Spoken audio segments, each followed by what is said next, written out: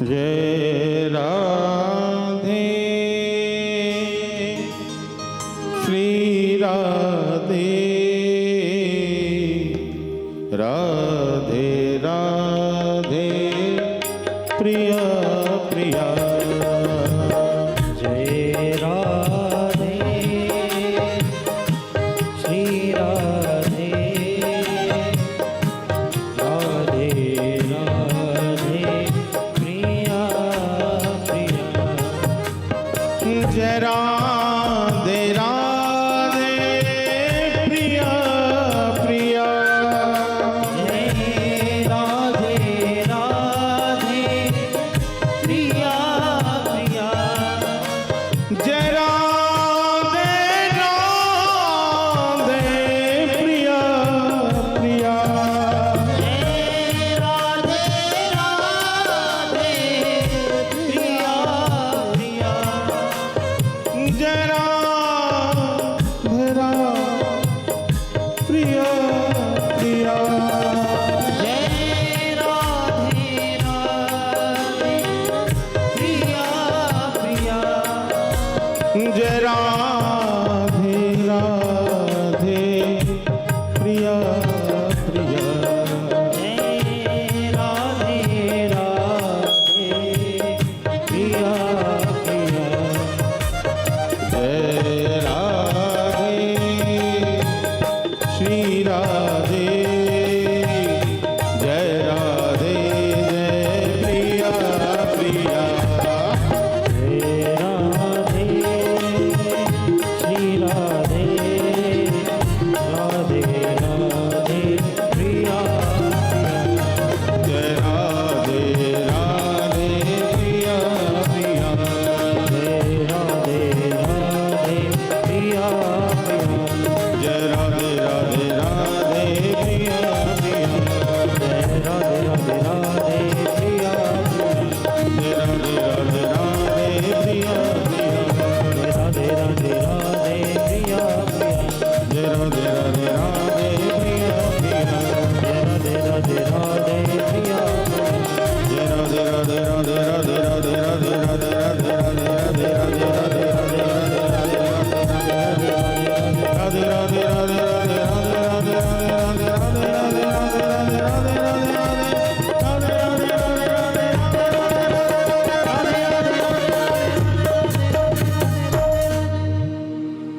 जय राधे श्री राधे राधे राधे जय राधे। बोल प्यारी राधा रानी की जय श्री वृंदावन बिहारी लाल की जय। श्री भागवत भगवान की जय। व्यास जी महाराज की जय। श्री सुखदेव जी महाराज की जय। श्री परीक्षित जी महाराज की जय। श्री श्री गुरुदेव महाराज की जय। जय जय श्री राधे जय जय श्री राधे प्रेमानंद हृदय गौर हरि।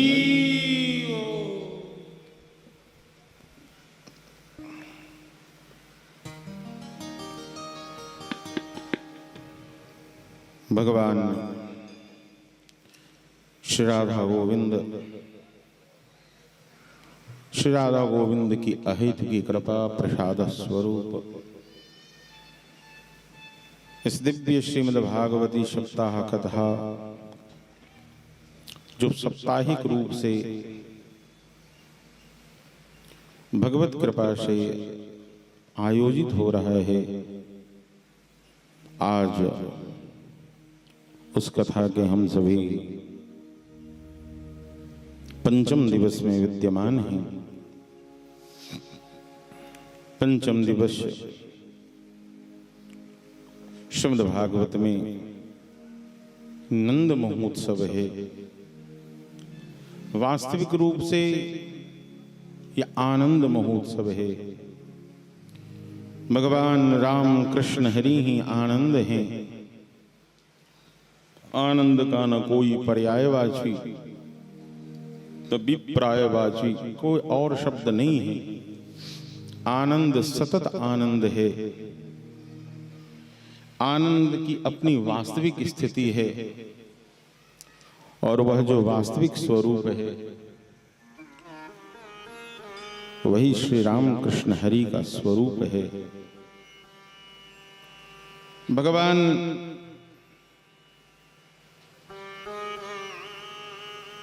इस धरा पर अवतरित होते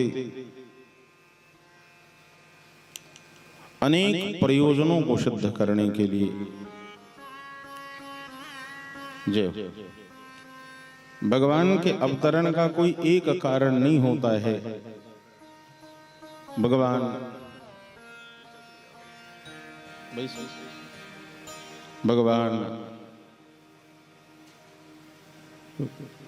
भक्त वांछा कल्पतरु हैं।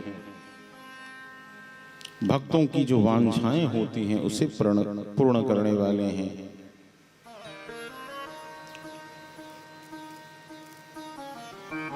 जो भक्त करने वाले हैं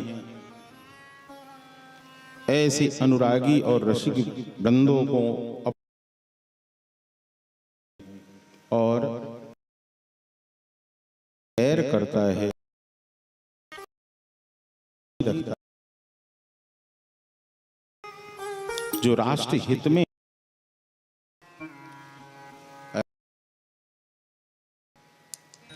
और धर्म के हित में सही नहीं होता, जो अधार्मिक हो जाते हैं,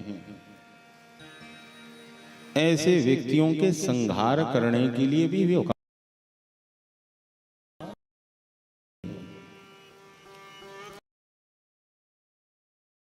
भगवान के अवतरण की कथा ऐसी ही कहते हैं। पापियों का जब बोलबाला हो जाता है तो भगवान आते हैं। नहीं, भगवान का पाप और पुण्य से कोई मतलब नहीं। पाप बढ़ने से भगवान नहीं आते हैं। तो भगवान नंद और वसुदेव जैसे पिता होने से, मतलब बाप होने से, यदि बाप दशरथ के समान होंगे तो उनके घर राम का जन्म अवश्य होगा। यदि पिता वसुदेव के समान होंगे तो उसके घर श्री कृष्ण का जन्म होगा। यदि पिता नंद के समान होंगे तो उनके घर ही आनंद स्वरूप श्री नंद नंदन का जन्म होगा। इसलिए केवल पाप के हो जाने से, धर्म के ह्रास हो जाने से भगवान आएंगे ऐसी बात नहीं है। भगवान नित्य हैं, भगवान बुद्ध हैं, भगवान सत्य हैं। भगवान का स्वरूप ही है कि भगवान सत्यात्मकम हैं। जो सर्व जग निवास करने वाले प्रभु हैं। चूंकि कल एक तो श्री कृष्ण चतुर्दिवसीय कथा में श्री कृष्ण का अवतरण की कथा थी और आप सबों ने देखा प्रकृति ने भी किस प्रकार से भगवान का स्वागत किया और कथा अतिशय विलंब तक चलती रही। और सबसे बड़ी बात है, मैं तो भूमिका बना रहा था तब तक से ठाकुर स्वयं ही प्रकट हो गए। बोल बाल कृष्ण लाल की। बंधुओं, इस बात को आप समझिए, जो समस्त जग जिनमें निवास करता है, ऐसे जगन निवास जगन्नाथ, कौन? जगन्नाथ किनके गर्भ में निवास करते हैं? देवकी के गर्भ में निवास करते हैं। ये सामान्य बात नहीं है। तो मुख्य बात आप इतनी समझ लीजिए कि भगवान के अवतरण के कई सारे प्रयोजन होते हैं, जिसमें से सबसे सामान्य होता है दुष्टों का दलन करना। दुष्ट का दलन करना। नहीं तो मुख्य प्रयोजन तो है कि भगवान अपने प्रेमियों को प्रेम रस प्रदान करने के लिए ही इस धरा पर आते हैं।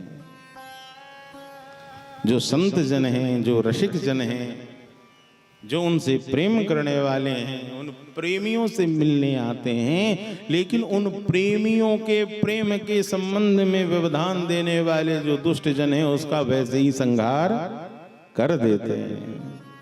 तो भगवान केवल दुष्ट दलन नहीं है, अभी तो भगवान क्या है? रसिक हैं। वैराग्य राग रसिक भव भक्ति निष्ठ।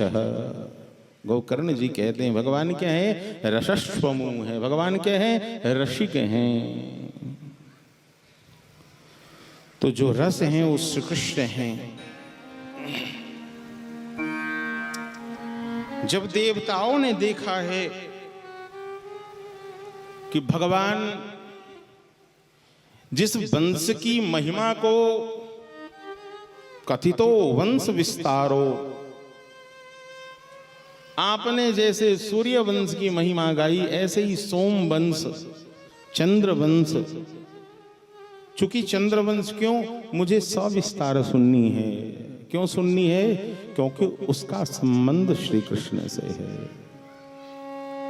बंधुओं, इस विषय को समझना है कि भगवान के जो भक्त होते हैं वह केवल उन्हीं एक कार्य को आगे बढ़ाते हैं जिसका संबंध श्री कृष्ण से होता है, जिसका संबंध श्री गुरु से होता है। संसार और संसारियों से संबंध रखने वाले से उसका कोई मोल नहीं होता। ये सब बड़ी छोटी बात हो जाती है। ये बड़ी छोटी बात हो जाती है। इसलिए जिसका संबंध भगवान से है, अपने जीवन को ऐसा बनाना चाहिए कि किसी भी कारण से, जैसे घर में यदि बालक का जन्म दिन है तो हम आज क्या करें? अरे हम अपने ठाकुर जी को भोग लगाएंगे, लार लड़ाएंगे। वैष्णव जन क्या करता है? हर उत्सवों का अपने घर में मनने वाले जितने भी जश्न हैं, जितने भी प्रकार के उत्सव हैं, जन्मोत्सव है, विवाह उत्सव है, मैरिज एनिवर्सरी है, उन सबों का संबंध भी श्री कृष्ण से जोड़ता है। क्यों? क्योंकि ठाकुर जी मेरे लिए प्रधान हैं। ये हमारी बुद्धि जब मान जाती है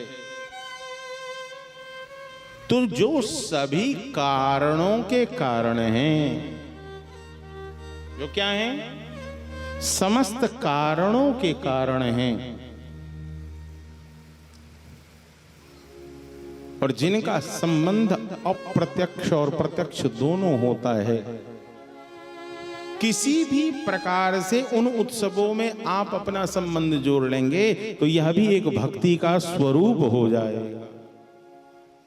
भक्ति करने के लिए बहुत यत्न की आवश्यकता नहीं है, प्रयत्न की आवश्यकता नहीं है, संसाधन की आवश्यकता नहीं है, अपितु आपके अपने समस्त विचारों को उन प्रभु से केवल जोड़ देना है।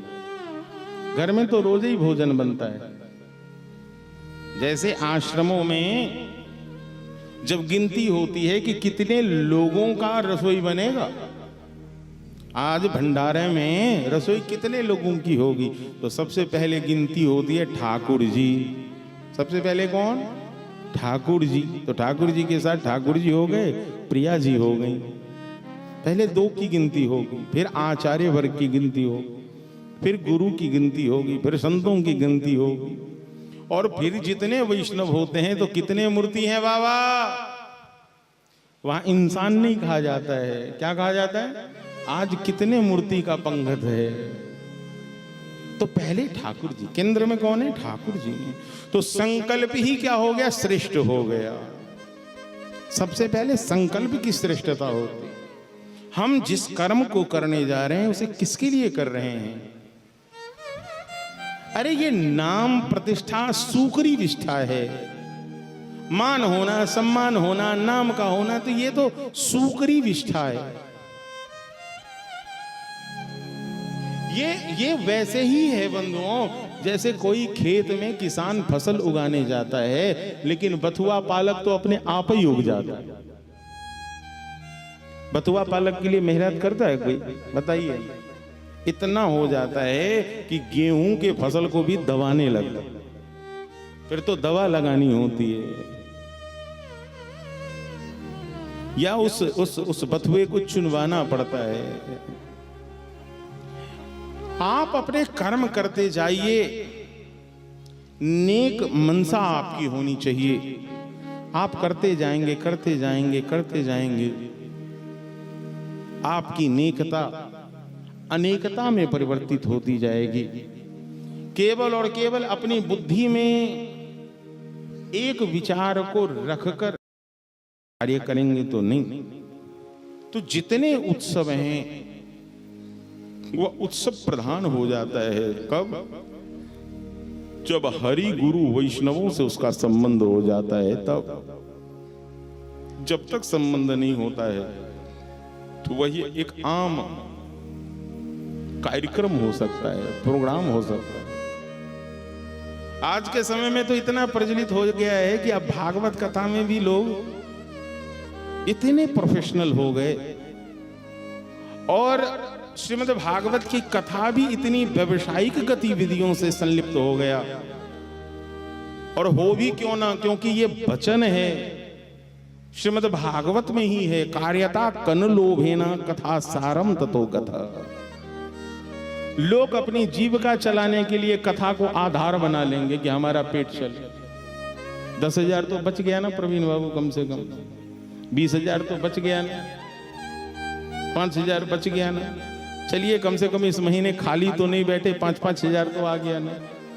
इसका मतलब है कथा सारम ततो गतः। जैसे ही इस कथा में कण का लोभ, अन्न का लोभ आ गया, धन का लोभ आ गया, कथा का सार निकल जाता है। फिर शब्द क्या आ जाता है कि हम तो प्रोग्राम करने गए थे। लोग क्या बोलता है भाई, हम तो 5 दिन से प्रोग्राम में थे, आज ही खाली होकर आए। भागवती कथा एक अनुष्ठान है, आप किसी प्रोग्राम में नहीं बैठे हो लाला, आप यहां अनुष्ठान में बैठे हो। भागवत की कथा जब भी होती है या कोई प्रोग्राम नहीं होता, नाच नहीं होता है, ये सतत एक अनुष्ठान होता है। शुद्ध वातावरण है जहां विचारों की शुद्धि है, व्यवहारों की शुद्धि है, हाँ? जहां वस्त्र परिशुद्ध है, आचरण शुद्ध है, कितना ख्याल रखा जाता है। हमारे जितने आचार्य वर्ग हैं पूर्ण ब्रह्मचर्य का पालन करते हुए अपने नैष्ठिक कर्मों को करते। सवेरे के समय आप सभी तो नहीं आती हैं, लेकिन यहाँ वेदी का निर्माण है, सभी देवताओं का आवाहन है, सभी अवस्थित हैं, विधिवत अनुष्ठानिक रूप से पूजन होता है। ये हम लोगों का कभी भाव ही नहीं होता कि यहाँ कोई पोथी रखी हुई है। हम तो सतत यही चिंतन करते हैं कि हमारे श्री राधा गोविंद ही इस आसन पर विराजमान है। हम शब्द नहीं हैं, यहाँ हम कुछ नहीं है, यहाँ श्री गुरुदेव की वाणी है जो इन कानों ने सुन रखा है। उनकी सुनी हुई बातों को मैं आप सबों को सुना देता हूँ, बस इतना ही करता हूँ। अपनी बुद्धि की कोई विलासिता नहीं है, इसलिए भागवती अनुष्ठान है। कलिकाल है, धन का होना आवश्यक है, आप भी जानते हो। यात्रा में पैसे लगते हैं, टिकट में पैसे लगते हैं। इस संसार में जो वर्तमान समय है, यहाँ कोई भी कार्य बिना धन का नहीं हो सकता। ये लाइट नहीं लग सकता, ये गुब्बारे नहीं सज सकते, ये फूल का माला भी नहीं आएगा। ये भी 100, 200, 500 में आया होगा, मुफ्त का नहीं देगा। बगीचे नहीं हैं, लोग खेती करना भी धीरे धीरे छोड़ दिए, अनाज भी बाजार से आने लगा है। इतना विवेक तो सभी में है, लेकिन कुछ लोगों ने इसे इतना व्यवसायिक बना दिया है। और फिर पूछेगा आपका प्रोग्राम चल रहा है कि नहीं चल रहा है? मेरा तो आजकल खूब चल रहा है। तो भैया, प्रोग्राम करने वाले प्रोग्राम करेंगे, अनुष्ठान करने वाले का भी नित्य अनुष्ठान चलता है। इसके लिए कोई मंच की आवश्यकता नहीं होती। भागवत तो विशुद्ध रूप से सत्संग है। ये तो एक कक्ष में भी हो सकता है, 2 व्यक्तियों के बीच में हो सकता है। हमारे एक शिष्य को बैठाकर भी यदि मैं कह रहा हूं, वह सत्संग भी श्रीमद् भागवती अनुष्ठान ही है। उसके लिए केवल आपके हृदय में सच्ची श्रद्धा होनी चाहिए। श्रद्धावान अलवति ज्ञानम। जब तक श्रद्धा नहीं होगी, कितनी ही सुंदर बात क्यों न कह दी जाए, यहाँ आपके हृदय में वह उतरेगा नहीं। भगवान जगन्नाथ हैं, भगवान जगन निवास है, जिनमें सब निवास करता है वह भी तो किसी में निवास करते हैं। वो किस में निवास करते हैं? वह देवकी के गर्भ में निवास करते हैं, और वही जगन निवास जगन्नाथ प्रभु आपके हृदय में भी निवास करते हैं। मुझको कहां ढूंढे रे बंदे, मैं तो तेरे पास में। मुझको कहां ढूंढे रे बंदे, मैं तो तेरे पास में। सबके पास गोविंद हैं, लेकिन इतनी फुर्सत ही नहीं है। मैं सारी दुनिया की जानकारी रखना चाहता हूं, मैं सबको जानना चाहता हूं, केवल खुद को भूल जाना चाहता हूं। मुझे सब जानना है, सबको जानना है, लेकिन खुद को भूल जाना है। भूलने के लिए व्यक्ति क्या नहीं कर रहा है? नशा कर रहा है, दवाएं ले रहा है, मैं भूलूं। एक व्यक्ति है जो खुद को भूलने के लिए, दूसरा व्यक्ति दूसरे को भूलने के लिए। नशा भी किसी अपने को भूलने के लिए नहीं हो रहा है। तो कोई कहेगा हम तो फलाने के प्यार में पड़े हुए हैं, हमारी प्रेम का जोड़कर भाग गई इसलिए नशा कर रहे हैं। कोई यही कहता है कि भैया हमारा धन भाग गया, व्यापार लूट गया इसलिए नशा कर रहे हैं। कोई आज तक मिला है कि खुद को भूलने के लिए नशा कर रहे हैं? कहेगा नहीं, गम को भूलने के लिए। ये नहीं जानता है व्यक्ति, लाला वो पंक्ति क्या है? दुनिया में इतना गम है, तो बड़ी बात यही है कि संसार में बहुत गम हो सकता है, लेकिन बड़ी बात यह है कि जब व्यक्ति विचार करता है, ये निश्चित आता है कि आप ही दुखिया नहीं हो, न जाने संसार में कितने सारे दुखिया। फिर वहां लगता है कि भैया मेरा गम तो कुछ नहीं है। आप विचार कीजिए। इसीलिए सबसे बड़ी बात है कि हम सबको याद रखें। इसलिए बोलने के लिए हमें किसी न किसी वस्तु को अपनाना पड़ता है, किसी अमल को अपनाना पड़ता है। जबकि जगन्नाथ कहते हैं कि भैया तुम मुझे याद कर ले तो संसार। महादेव को लोग कहता है कि महादेव भांग धतूरा लेते हैं, ये वास्तविकता नहीं है। महादेव की नशा तो श्री राम नाम की नशा है। महादेव सतत श्री राम कृष्ण के नामों को लेते हैं।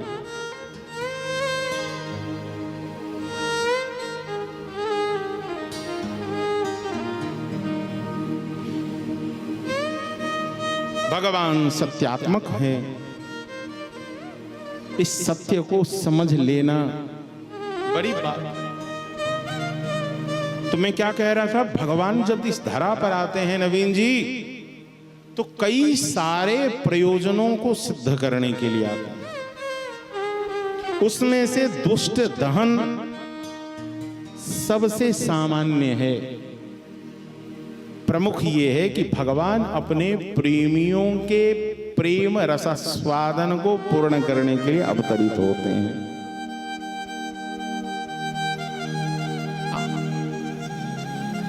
वह आनंदित हो जाता है। इसीलिए देवता भी जब मैया देवकी के गर्भ में श्री कृष्ण आते हैं तो गर्भ की स्तुति होती है। वह गर्भ कितना श्रेष्ठ है। आहा, देखो देखो, सदेव की सर्व जगन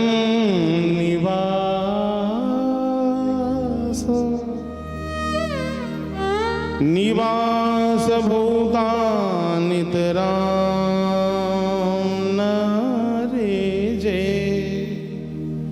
भोजेन्द्र के अग्नि शिखैव रुद्रा सरस्वती ज्ञान खले यथा सती।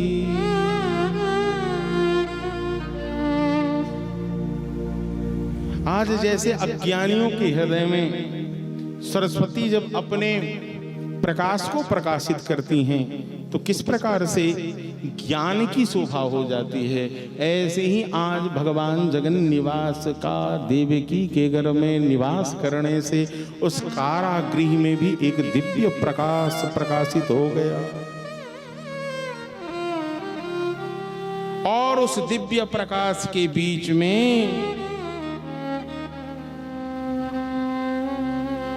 जहां भगवान की ही वह प्रेरणा हुई कि आकाश के बाद यह निश्चित था कि वह दुष्ट कंस देवकी को मार सकता था, क्योंकि मालूम है कि इसके गर्भ से जन्मने वाला जो बालक होगा वही मेरा तो जर को ही होई हैं सोई जो राम। भगवान की इच्छा के विपरीत इस संसार में कुछ नहीं हो सकता। यहां जो भी हो रहा है यह निश्चित है कि वह श्री कृष्ण की माया से ही संभव है।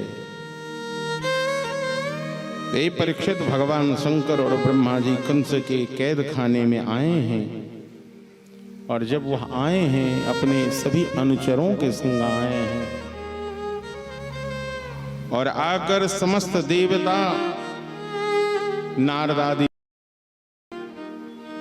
ये सभी सुमधुर गण हैं, सभी आ गए हैं और आकर सत्यव्रतम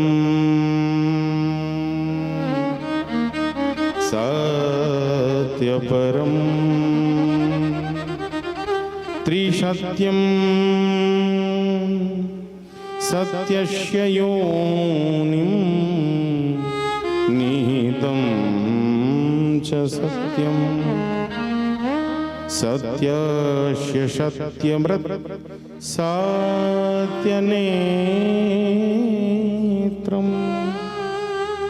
सत्यात्मकं त्वां शरणं प्रपन्ना। यह संसार क्या है?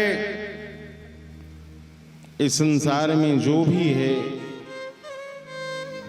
हे भगवान, यहां जो भी है सब आप ही हैं। क्यों? क्योंकि प्रभु आप सत्य संकल्प हैं। मतलब भगवान जो संकल्प भी लेते हैं, दुनिया संकल्प लेती है और भगवान सत्य संकल्प लेते हैं।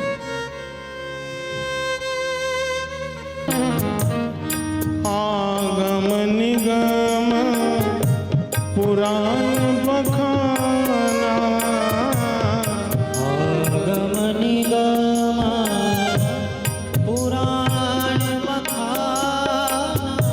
आगम का मतलब हो गया तंत्र, निगम का मतलब हो गया वेद, और पुराण का मतलब आप समझते ही हो, संगीता।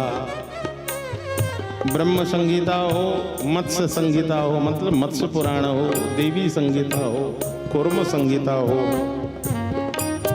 इन सभी संगीताओं में भी क्या है? शक्ति ही है। तो धर्म का पर्यायवाची भगवान है, और भगवान का मतलब ही सत्य है। मतलब राम कृष्ण हरि, राम कृष्ण हरि ही सत्य हैं। सृष्टि के पूर्व, प्रलय और पश्चात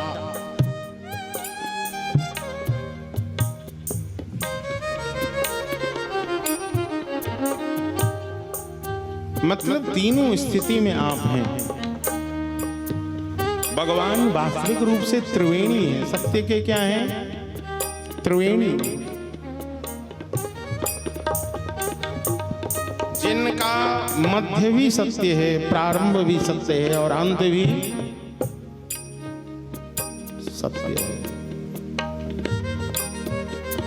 पृथ्वी, तेज, वायु, आकाश और तेज इन 5 तत्वों के रूप में भी आप ही हैं।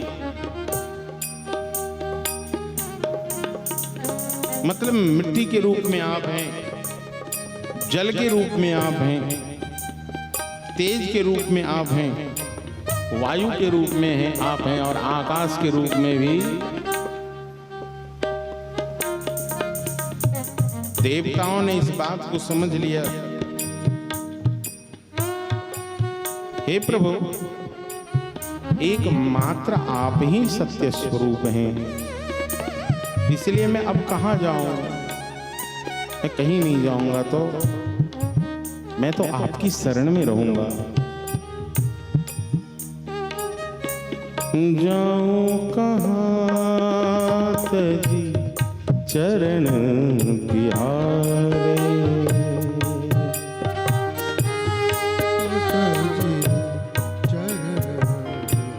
जैसे मीरा कहती हैं कि मैं अबला हूं, मैं तो सबल तब तक हूं जब तक आप हैं। मतलब गुरु और हरि की कृपा है तो मैं कहां रह सकती हूं। मैं गुणहीन गुण नाही गुसाई, मैं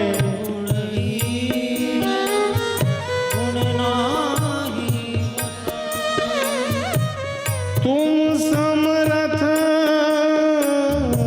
सरकार,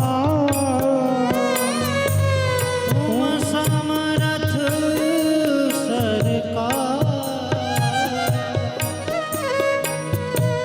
छोड़ मत जइयो गुरु महाराज, छोड़ मत जइयो गुरु महाराज। ओ जी महाराज, हाँ जी महाराज,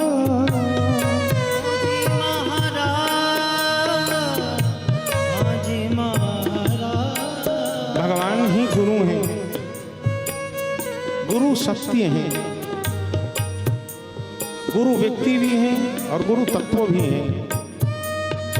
गुरु में कभी मर्त्य बुद्धि नहीं लाना चाहिए। श्री गुरुदेव कहीं नहीं जाते हैं तो श्री गुरुदेव वैष्णवों के रूप में, विचारों के रूप में, संतों के रूप में और श्री भगवान के रूप में सतत रहते हैं। आपको चाहिए कि वो आपको छोड़ न दे, इसलिए मीरा कहती हैं,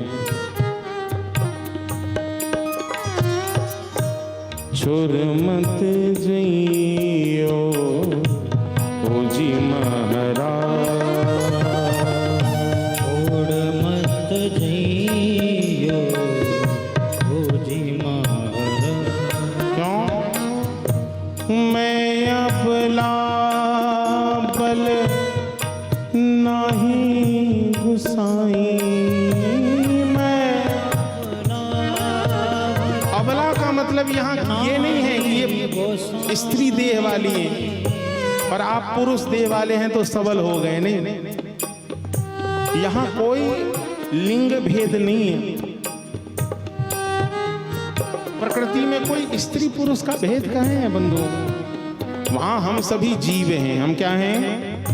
हम सभी जीवात्मा हैं। वहां कोई लिंग देह नहीं है कि ये छोरा है, ये छोरी है, ये महिला है, ये पुरुष। तुम समर्थ सरकार, तुम समर्थ सरकार, तुम समर्थ सरकार। आपकी पुकार ऐसी होनी चाहिए, आपका समर्पण ऐसा होना चाहिए। सामने तो सब कर लेता है काम, ये वफादारी नहीं है। मालिक बैठा हो, उस मालिक के सामने में जल्दी जल्दी काम करो और मालिक गया सो ही काम छोड़कर लेट जाओ, इसे गद्दारी कहते हैं। गुरु हैं, हरि है, आज सोमवारी है, आज मंगलवारी है तो हनुमान जी को याद कर लिए, नहीं तो हनुमान जी को भूल जाओ। आज सोमवारी है तो शिव जी को याद कर लिए, नहीं तो भोले बाबा को भूल जाओ। तो ये कौन सी नौकरी करते हो आप? इससे तुम्हारा मालिक प्रसन्न होने वाला? जब आपका मालिक न हो फिर भी आप अपने कार्य को वफादारी से करते हो, ये खबर एक दिन उस मालिक को लग जाती है तो मालिक कहता है ये मेरा वफादार है, मैं इसे चावसी दूंगा, मैं इसे कुछ बख्शिश दूंगा, उपहार दूंगा। तो सामने काम करना तो आम लोगों की आदत होती है, मुंह देखकर प्रशंसा करना तो आम लोगों की आदत होती है। गुरु और पिता और मित्र ये आपके मुख पर प्रशंसा नहीं करता, आपके पीठ के पीछे यदि प्रशंसा करे तो समझना ये मेरे मीत है, और यदि तुम्हारे मुख के सामने तुम्हारी जैसी बात करने लगे तो समझ जाना भैया खतरा की घंटी बोल रही है, ये चापलूसी है। प्रशंसा पीठ के पीछे की जाती है पर समीक्षा सामने की जाती है, और यदि प्रशंसा सामने होने लग जाए तो समझ लेना कि खतरे की घंटी है, ये धोखा देगा।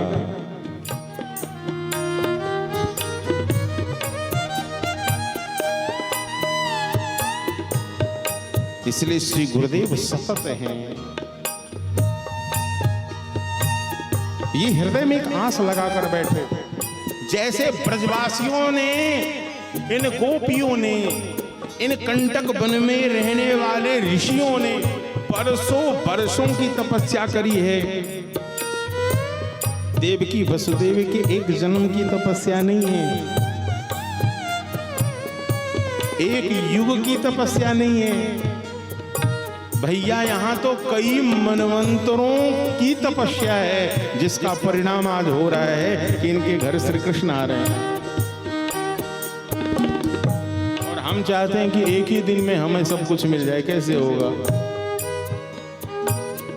नहीं हो सकता। मालिक कितना भी सिंचाई क्यों ना कर ले, लेकिन जब तक ऋतु का संजोग नहीं होगा तब तक फल नहीं आता है।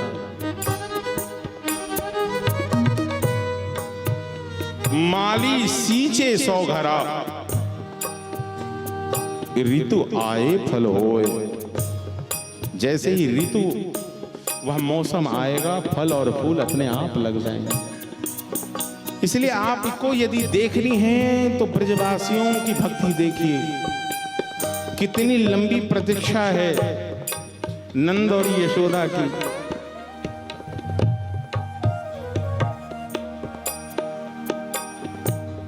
और उसका परिणाम होता है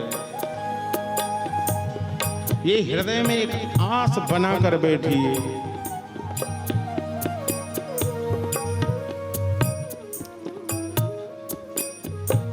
भरोसे बहुत दिनों से ये भरोसे तुम्हारे बैठा हूं, बहुत दिनों से भरोसे तुम्हारे बैठा हूं, कभी तो होगी कृपा, कभी तो होगी कृपा, धीर धार बैठा हूं।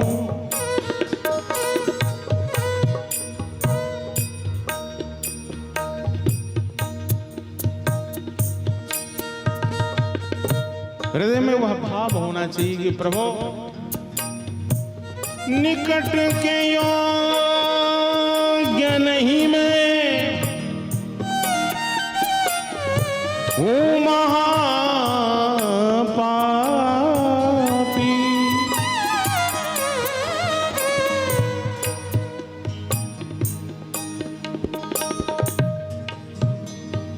इसी से देखिए सबसे किनारे बैठा हूँ।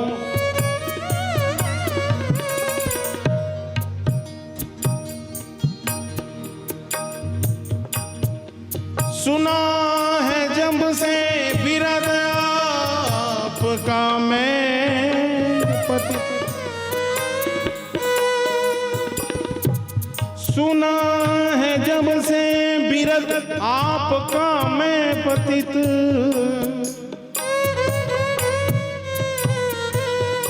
जब से आपकी महिमा सुन ली है सरकार,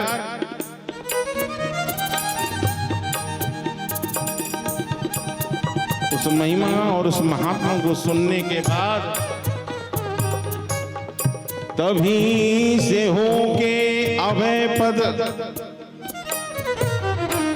तभी से होकर अभय पद पैर पसार बैठा हूँ।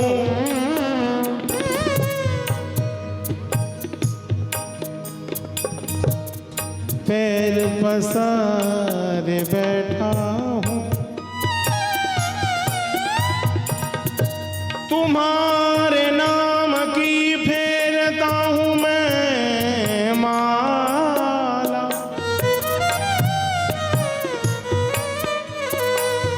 तुम्हारे नाम की फेरता हूँ मैं माला,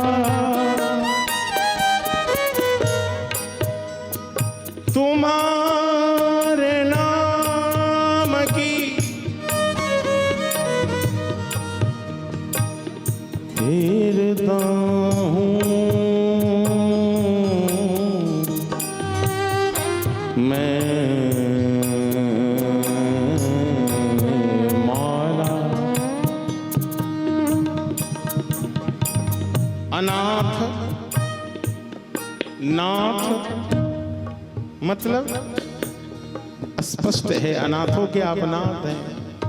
अनाथ नाथ सहारे तुम्हारे बैठा हूँ, अनाथ नाथ सहारे तुम्हारे बैठा हूँ। कभी तो होगी कृपा धीर धारे बैठा हूँ। इसलिए प्यारे,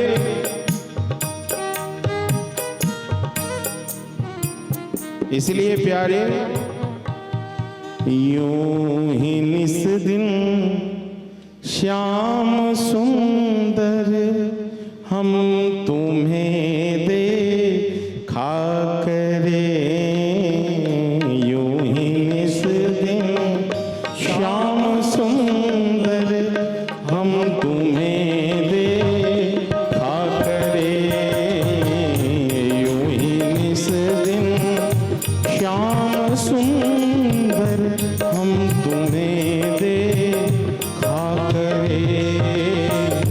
प्राण है जब तक सुखा कर हम तुम्हें देखा करे, यूं ही इस दिन श्याम सुंदर हम तुम्हें देखा।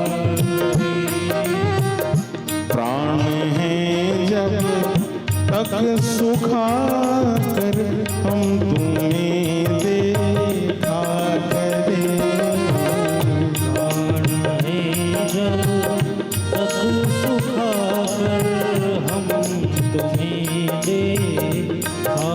ब्रज गोपियों का यही वास्तविक प्रेम है। ब्रज में अवतरण का मुख्य कारण यही है कि ब्रजवासी अपने प्राणों की भी बेपरवाही कर जाते हैं। किसके लिए? श्री कृष्ण के लिए।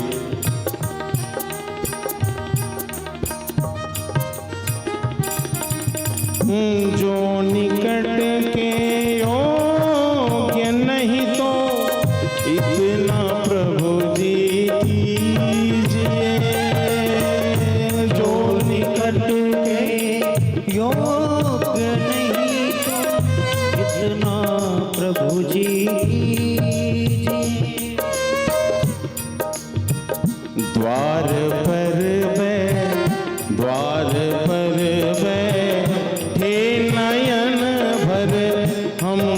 तुम्हें देखा करे।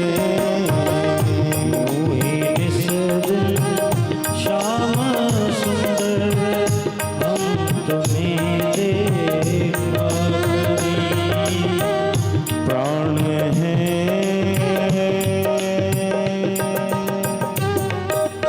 जब इतनी प्रतीक्षा हो जाती है वसुदेव और देवकी की, तब ठाकुर जी का नित्य अवतार हो जाता है। भगवान चतुर्भुज रूप में प्रकट हो जाते हैं।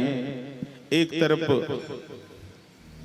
वसुदेव और देवकी की अभिलाषा को पूर्ण किया है, दूसरी ओर नंद और वसुदेव के मनोरथ को पूर्ण करेंगे। भगवान ने ये कह दिया जब भगवान चतुर्भुज रूप में अथम सर्वगुणोपेतः कालः परम शोभना, भगवान जब सुंदर रूप से अवतरित हो रहे हैं, तमद्भुतम बालकम भुजेक्षणम चतुर्भुजम शंख गदायुधायुधम श्रीवात्सलक्ष्मं गलशोभिकौस्तुभम्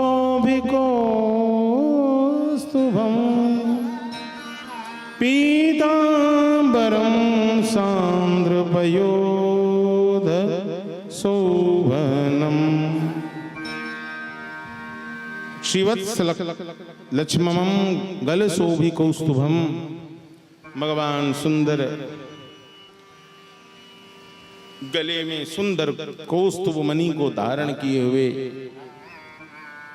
शंख चक्र गदा और पद्म लिए हुए, चतुर्भुज रूप में अद्भुत बालक का स्वरूप प्रकट होते हैं और प्रकट होकर वसुदेव देवकी से संवाद करते हैं और यह कह देते हैं कि आप मुझे ले जाकर दे आओ कहां? गोकुल। और वहां यशोदा और नंद के घर जो बालक जन्म लिया है उसे लेकर मेरे जगह धर दो। देवकी वसुदेव ने स्वरूप को देखा है। आज वसुदेव के घर स्वयं वासुदेव आए हैं। आहा हा। विचार यह होता है कि बालक जन्म ग्रहण करता, लेकिन यहां तो भय प्रगट कृपाला दीन दयाला यसुमत के हेतका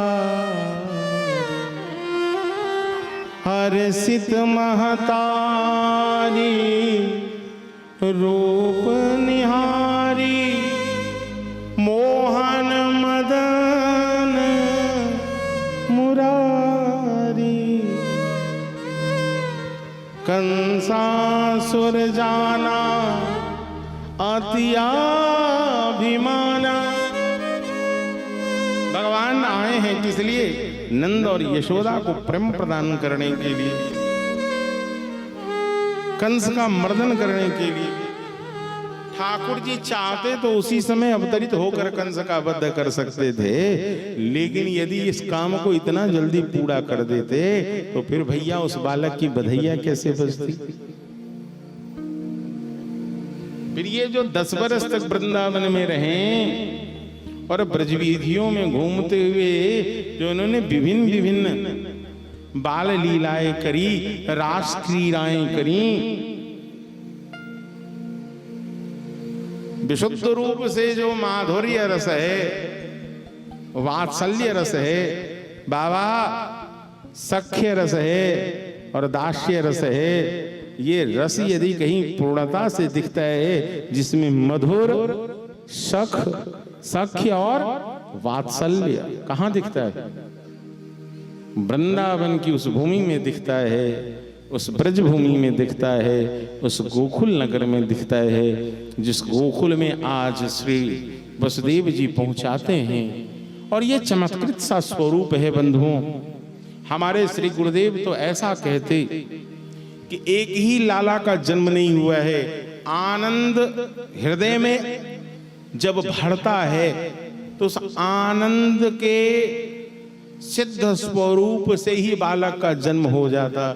ये केवल एक देवकी ने नहीं जना, केवल यशोदा ही नहीं जना, यहाँ तो श्री नंद बाबा के आत्मा से भी एक बालक ने जन्म लिया है। एक बालक यशोदा के गर्भ से जन्म लिया है, एक बालक देवकी के सामने प्रकट हुआ है। मथुरा के कृष्ण को जब वसुदेव लेकर आए हैं, स्थिति यही है कि नंद बाबा गौशाला में जब ध्यान में बैठे हैं, उनके चिंतन में जो श्याम वर्ण का वह बालक है मन को मोहता है, तो उन्हें ऐसा लगा कि मेरे आत्मा से आह्लाद के रूप में प्रकट हुआ। तो पहला शब्द है नंदस्त आत्मज उत्पन्नी, जाता आह्लाद, पहला नाम ही आह्लाद हो गया। नंद बाबा तो पहली बार पुकारे ओ आह्लाद, और वह भी दौड़ा दौड़ा गया और उस यशोदा नंदन में प्रवेश कर गया। मथुरा वाला आया, वह भी यशोदा के लाल में प्रवेश कर गया। यहां भगवान भक्त भाव भाविता हैं। भगवान का एक नाम क्या है? भक्त भाव भाविता। आपका जैसा भाव होगा, आपकी जैसी रुचि होगी, आपको ठाकुर जी उस रूप में दिख जाएंगे। आप सभी को मालूम है कि वसुदेव और देवकी को कंस ने कारागृह में रख लिया था, क्योंकि आकाशवाणी हुई थी। श्रीनंद महाराज के यहां से उस बालिका को लेकर आए। भाद्र मास की अष्टमी तिथि मध्यरात्रि। ये तो कृष्ण लीला और धारावाहिक में भी आप सभी सुन लेते हो। भगवान को लेकर गोकुल पहुंचाया, माया को लेकर आए। मायापति हैं कौन? भगवान श्री कृष्ण। माया सतत भगवान के अधीन रहती हैं, लेकिन हम जीव क्या हैं? तो उस माया के अधीन हैं, जो माया श्री कृष्ण के अधीन है। इसलिए हम लोग क्या हैं? माया के आकर्षण में जब पड़ते हैं तो क्लेश बढ़ता है, शोर होता है, हल्ला होता है, अरे मारो रे पकड़ो रे। जैसे ही माया आई कहां? मथुरा में, चारों ओर माता जी शोर हो गए। कृष्ण आए, मध्यरात्रि में आए, कब जन्मे, कब कारागृह खुला, कब बंधन खुला, कब चले गए, किसी को पता नहीं। लेकिन जैसे ही वो माया रूपी बालिका आई तो शोर हो गया। इसका मतलब है जीवन में माया का आगमन होगा, परेशानी बढ़ जाएगी, शोर शराबा बढ़ जाएगा। और यदि जीवन में भगवान का आगमन होगा तो आनंद महोत्सव हो जाएगा। जैसे गोकुल में नंद के आनंद भयो, हे नंद के आनंद भयो, नंद के आनंद भयो, हे नंद के आनंद भयो।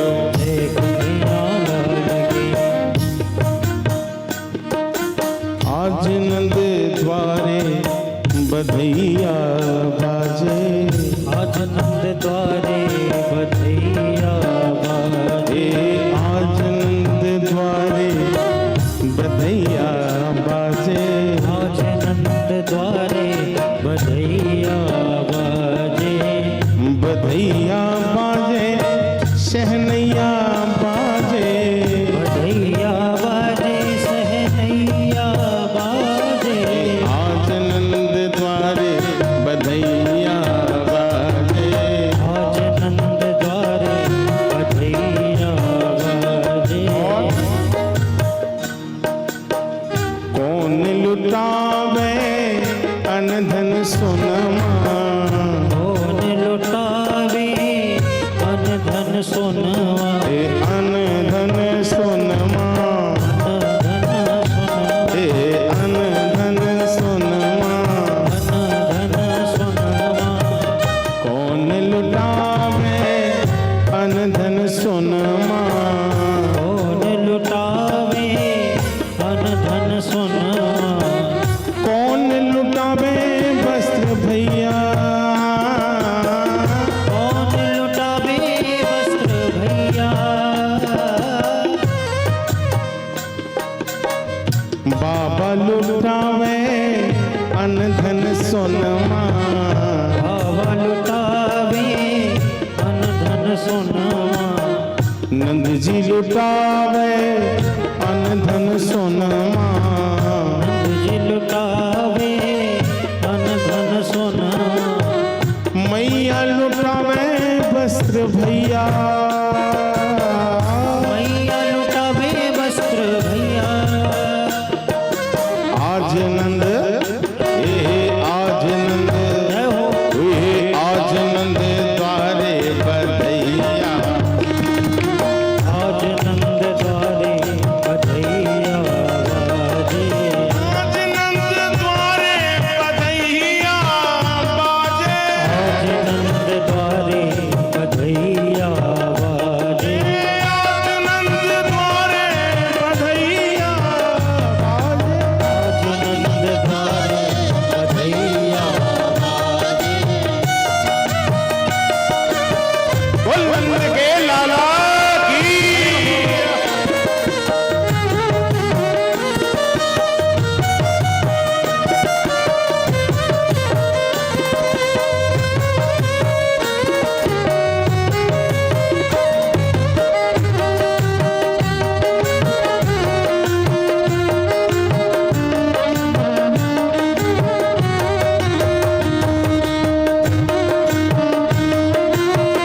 ये आंगने में बधैया बाजे, ये आंगने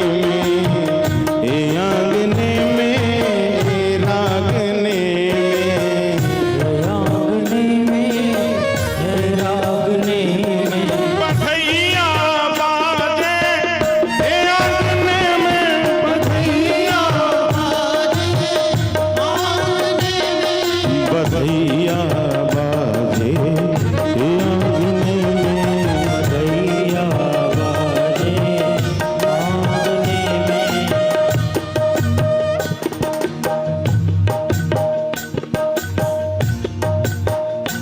अरे आज नंद द्वारे बधैया बाजे, आज नंद द्वारे बधैया बाजे, आज नंद द्वारे बधैया बाजे, आज नंद द्वारे बधैया बाजे।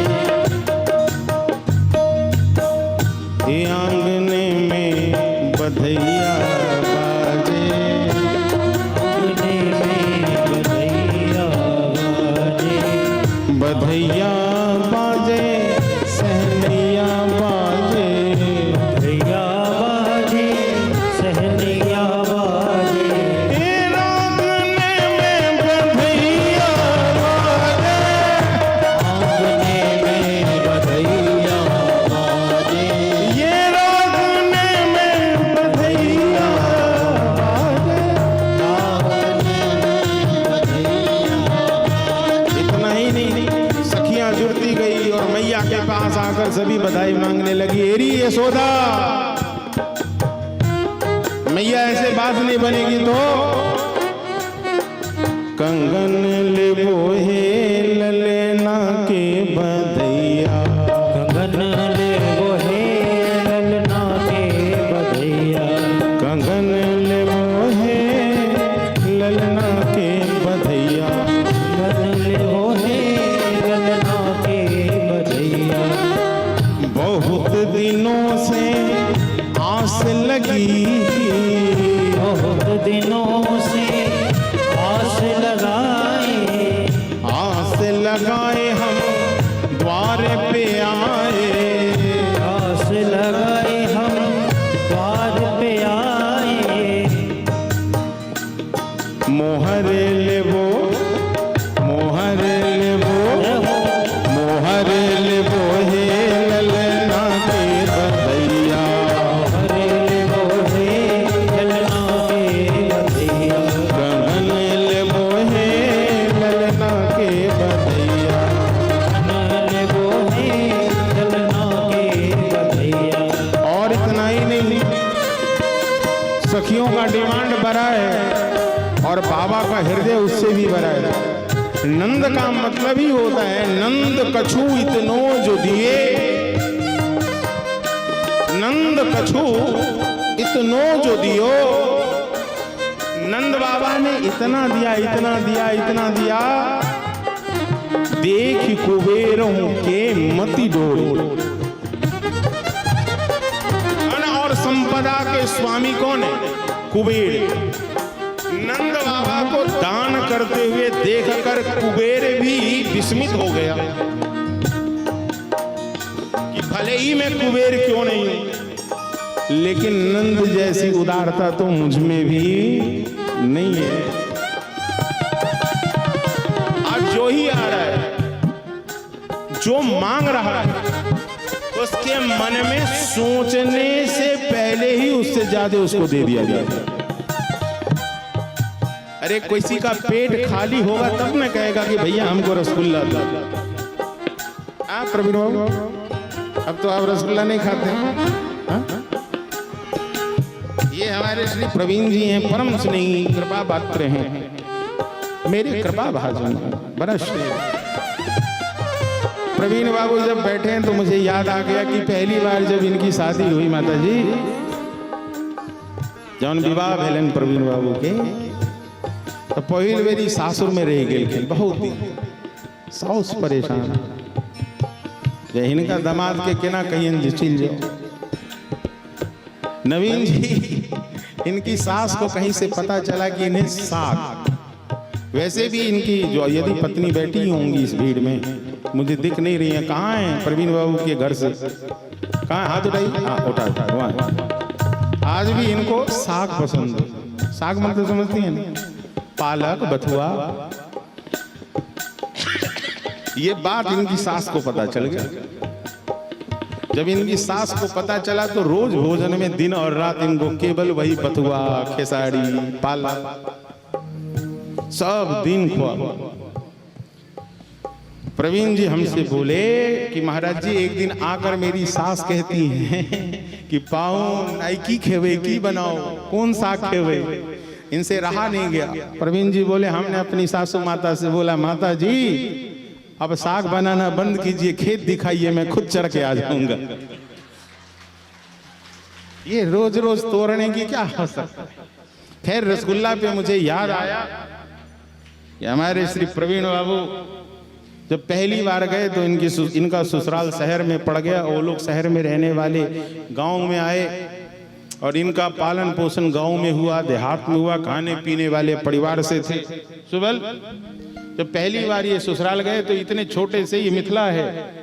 सोवान जी यहाँ दही चूड़ा खाए कि नहीं खाए? कब? घर पे? आज क्या मिला था? दही और चूड़ा। दही की दही चूड़ा। दो बातें होती हैं।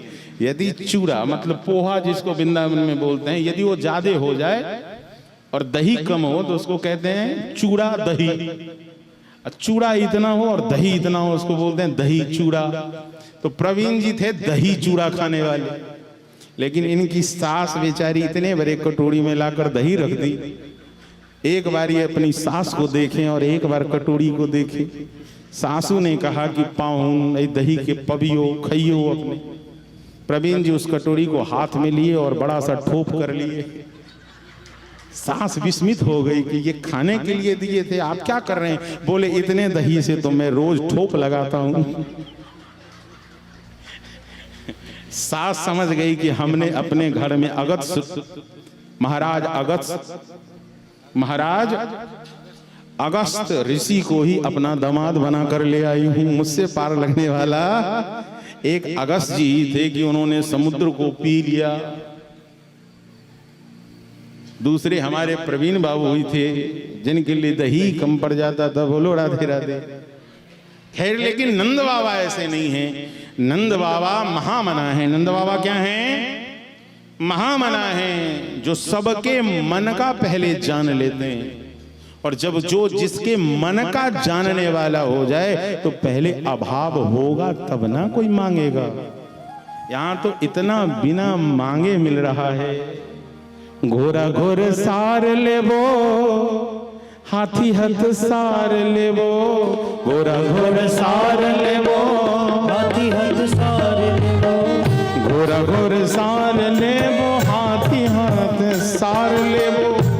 घोड़ सार लेबो, हाथी हथ सार लेबो। दुलिया लेबो हे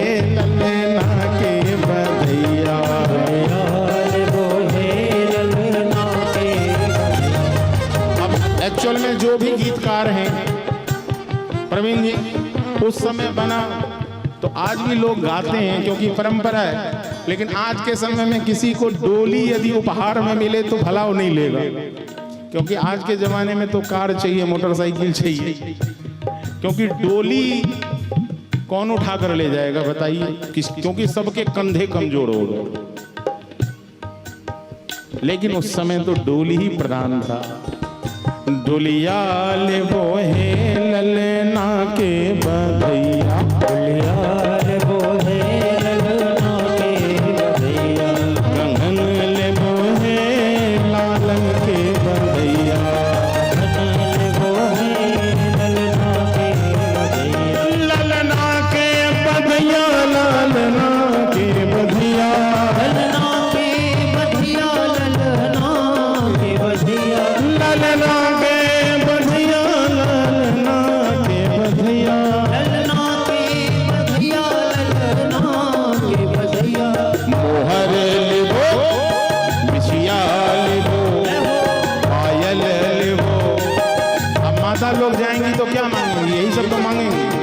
नथिया लेबो, मंगटी का लेबो, गलहार लेबो हे ललना के बधैया, हार ले वो है ललना के बधिया, कंगन लेबो हे ललना के बधैया। कंगन ले वो है ललना के बधिया।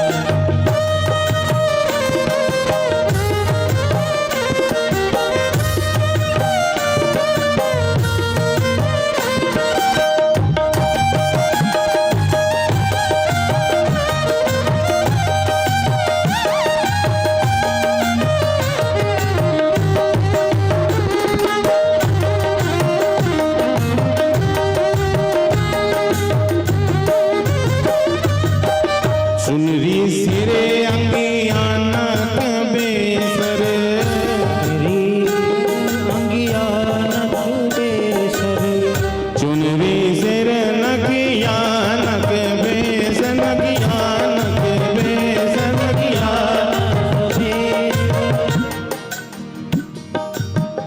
चुनरी सिर नकियानक बेसर, तेरी सिर नगिया नख बेसर, बिछुआ लेबो हे ललना के बधैया, छुआल वो है ललना के बधिया। लेकिन लेने में भी एक आनंद है क्या?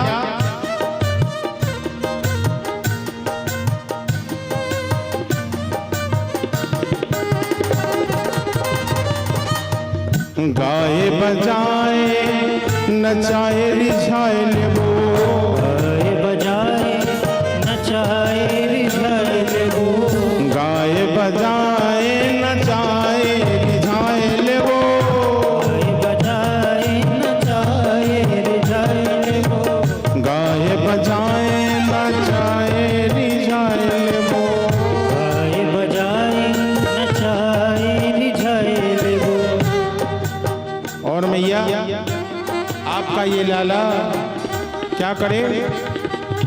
आशीष देबो हे ललना के बधैया, आशीष लेबो हे ललना के बधिया, आशीष लेबो हे ललना के बधैया, आशीष लेबो हे ललना के बधिया। चिर जीवे तेरो लाल यशोदा, चिर जीवे तेरो लाल यशोदा,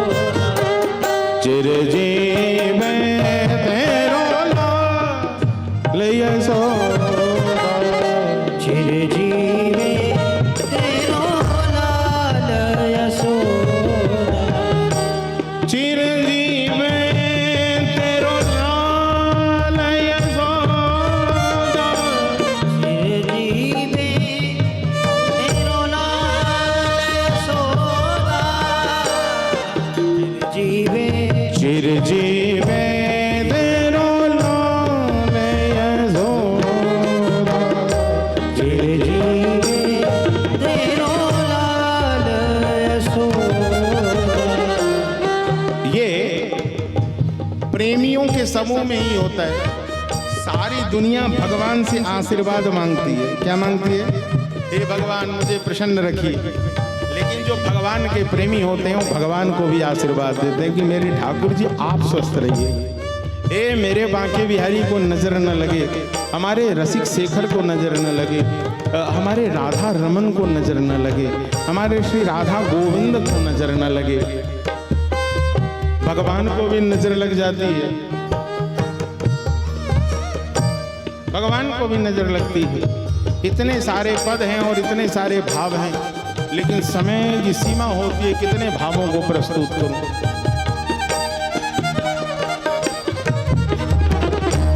सकल लोक पद सेवत जाकी, सकल लोक पद सेवत जाकी, कान्हा नाम सुनाई रे माई, कान्हा नाम सुनाई रे माई, कान्हा नाम सुनाई रे माई, कान्हा नाम सुनाई रे माई।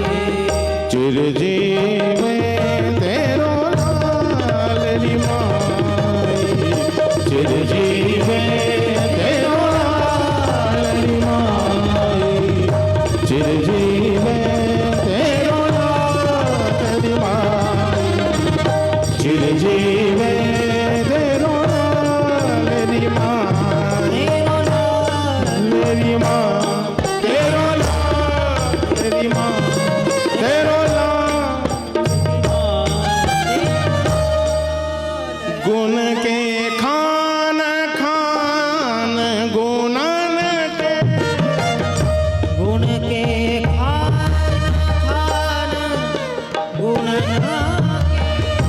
गुण के खान खान गुण के खान खान कानन के,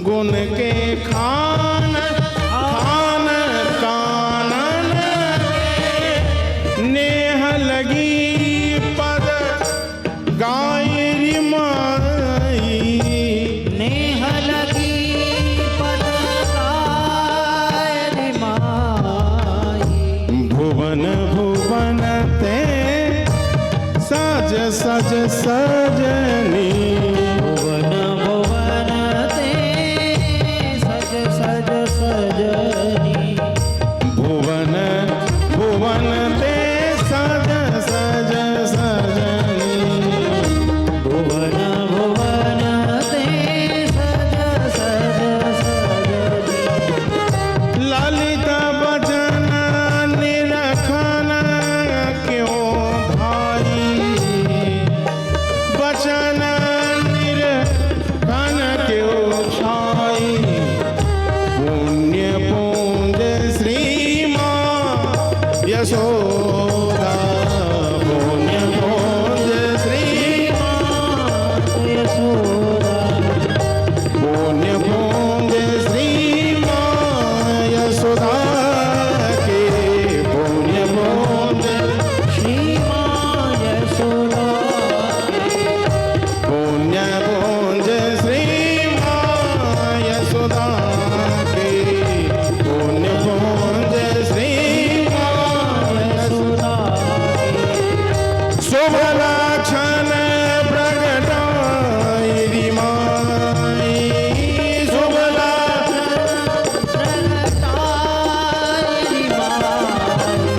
शुभ लक्षण प्रगटाई री माई, शुभ लक्षण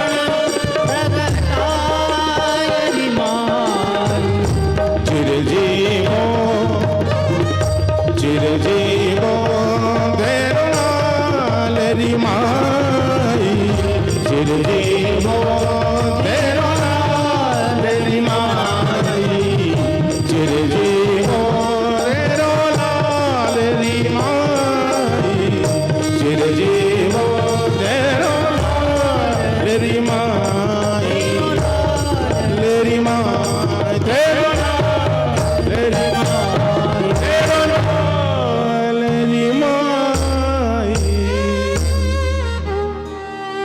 जियो रे जियो चंदा चांदनिया।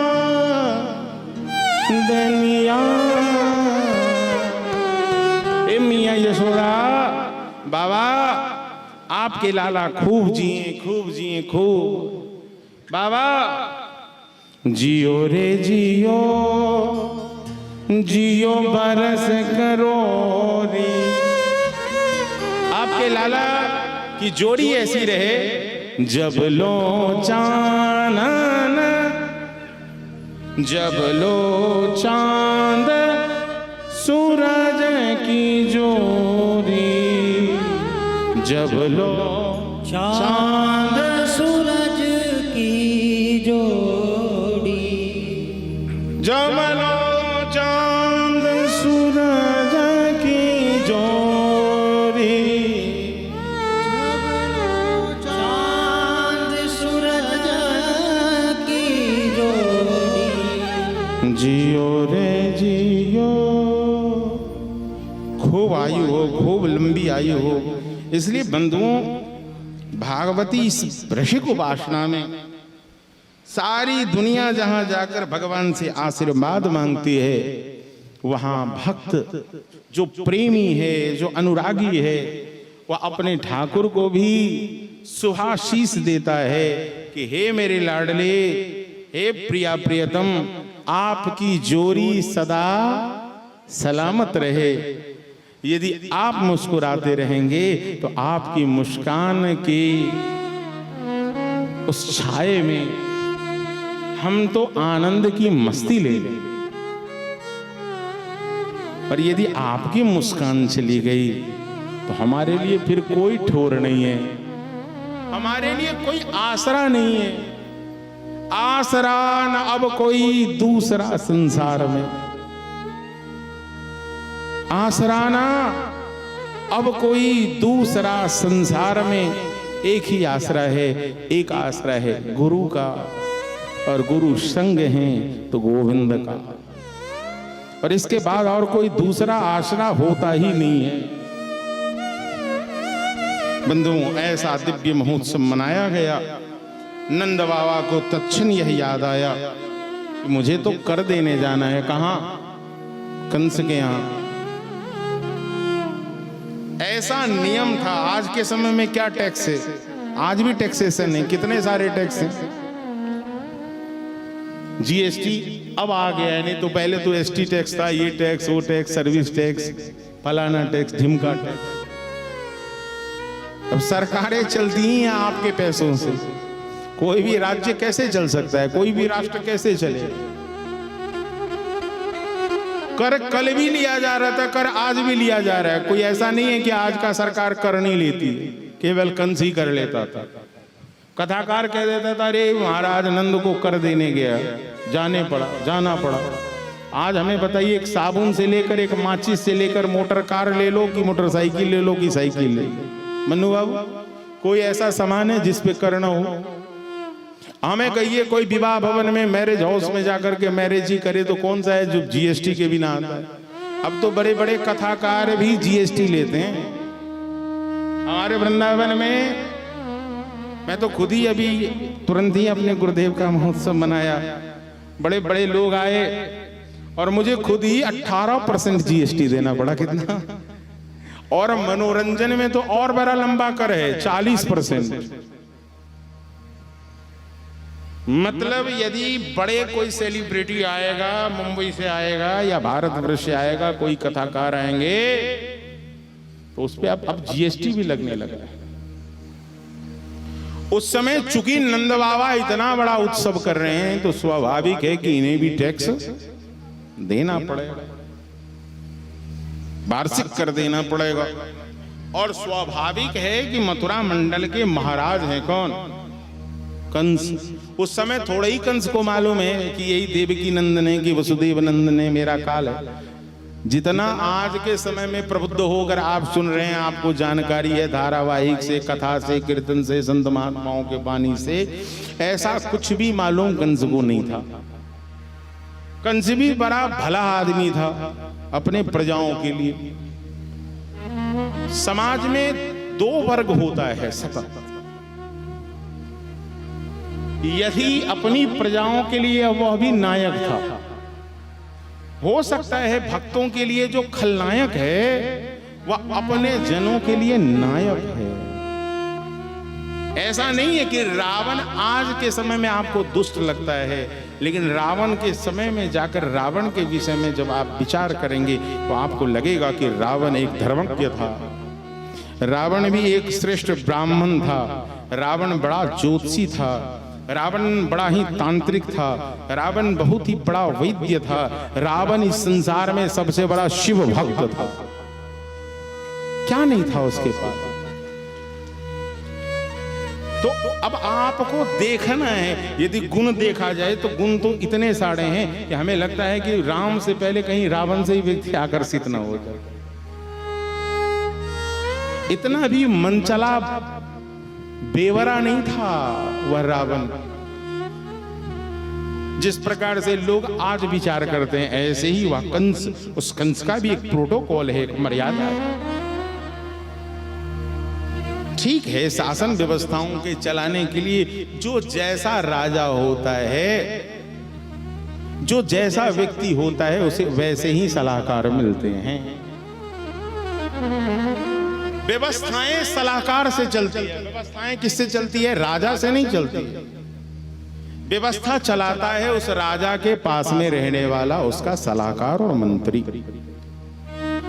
वो उसके कानों में आकर कौन सा मंत्र कह रहा है, उस मंत्र का ही असर होता है।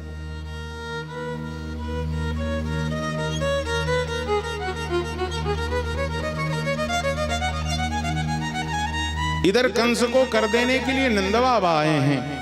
आपको विदित ये है कि कृथिमंत पहला संतान देवकी का था जिसे कंस ने मारा, और इस प्रकार से 6 संतानों की हत्या की।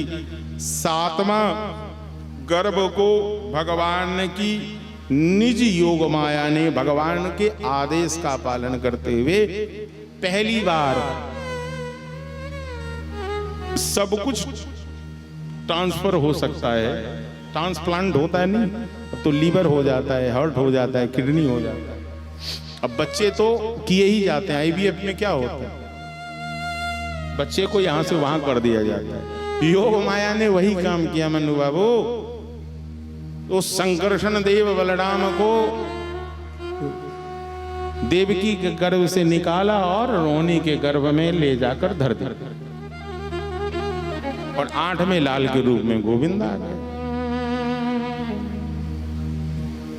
चूंकि भगवान के अवतरण का रहस्य किसी को मालूम नहीं है, तो नंद इधर आनंदित हैं और वसुदेव उधर दुखी हैं। चूंकि उस बालिका को जब लेकर आए हैं, जो बालिका यशोदा की बेटी है, जिसका नाम दुर्गा है, जब उस कंस ने उस बालिका को पत्थर पर पटका तो वह बालिका आकाश में चली गई, अष्टभुजी हो गई। अष्टभुजी हुई वह बालिका ने आकाशवाणी किया कि तुम्हारा सारी व्यवस्थाएं प्रबंधन फेल हो गया, तुम चूक गए कंस। तुम जिसे अपना काल मानते हो वह इस ब्रजमंडल में किसी का लाल बन गया। अब किसका लाल बना ये उसने नहीं खोला, लेकिन उसने ब्रजमंडल में लाल बन गया। जन्म तो ग्रहण कर लिया उसने। कंस ने देवकी और वसुदेव को कुछ समय के लिए कारागृह से मुक्त कर दिए। नंद बाबा का आगमन है और वसुदेव से मिलन का प्रसंग श्रीमद् भागवत में वर्णित है। बंधुओं, नंद बाबा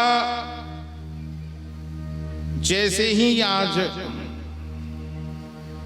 वसुदेव से मिले हैं, वसुदेव जी महाराज से लिपट कर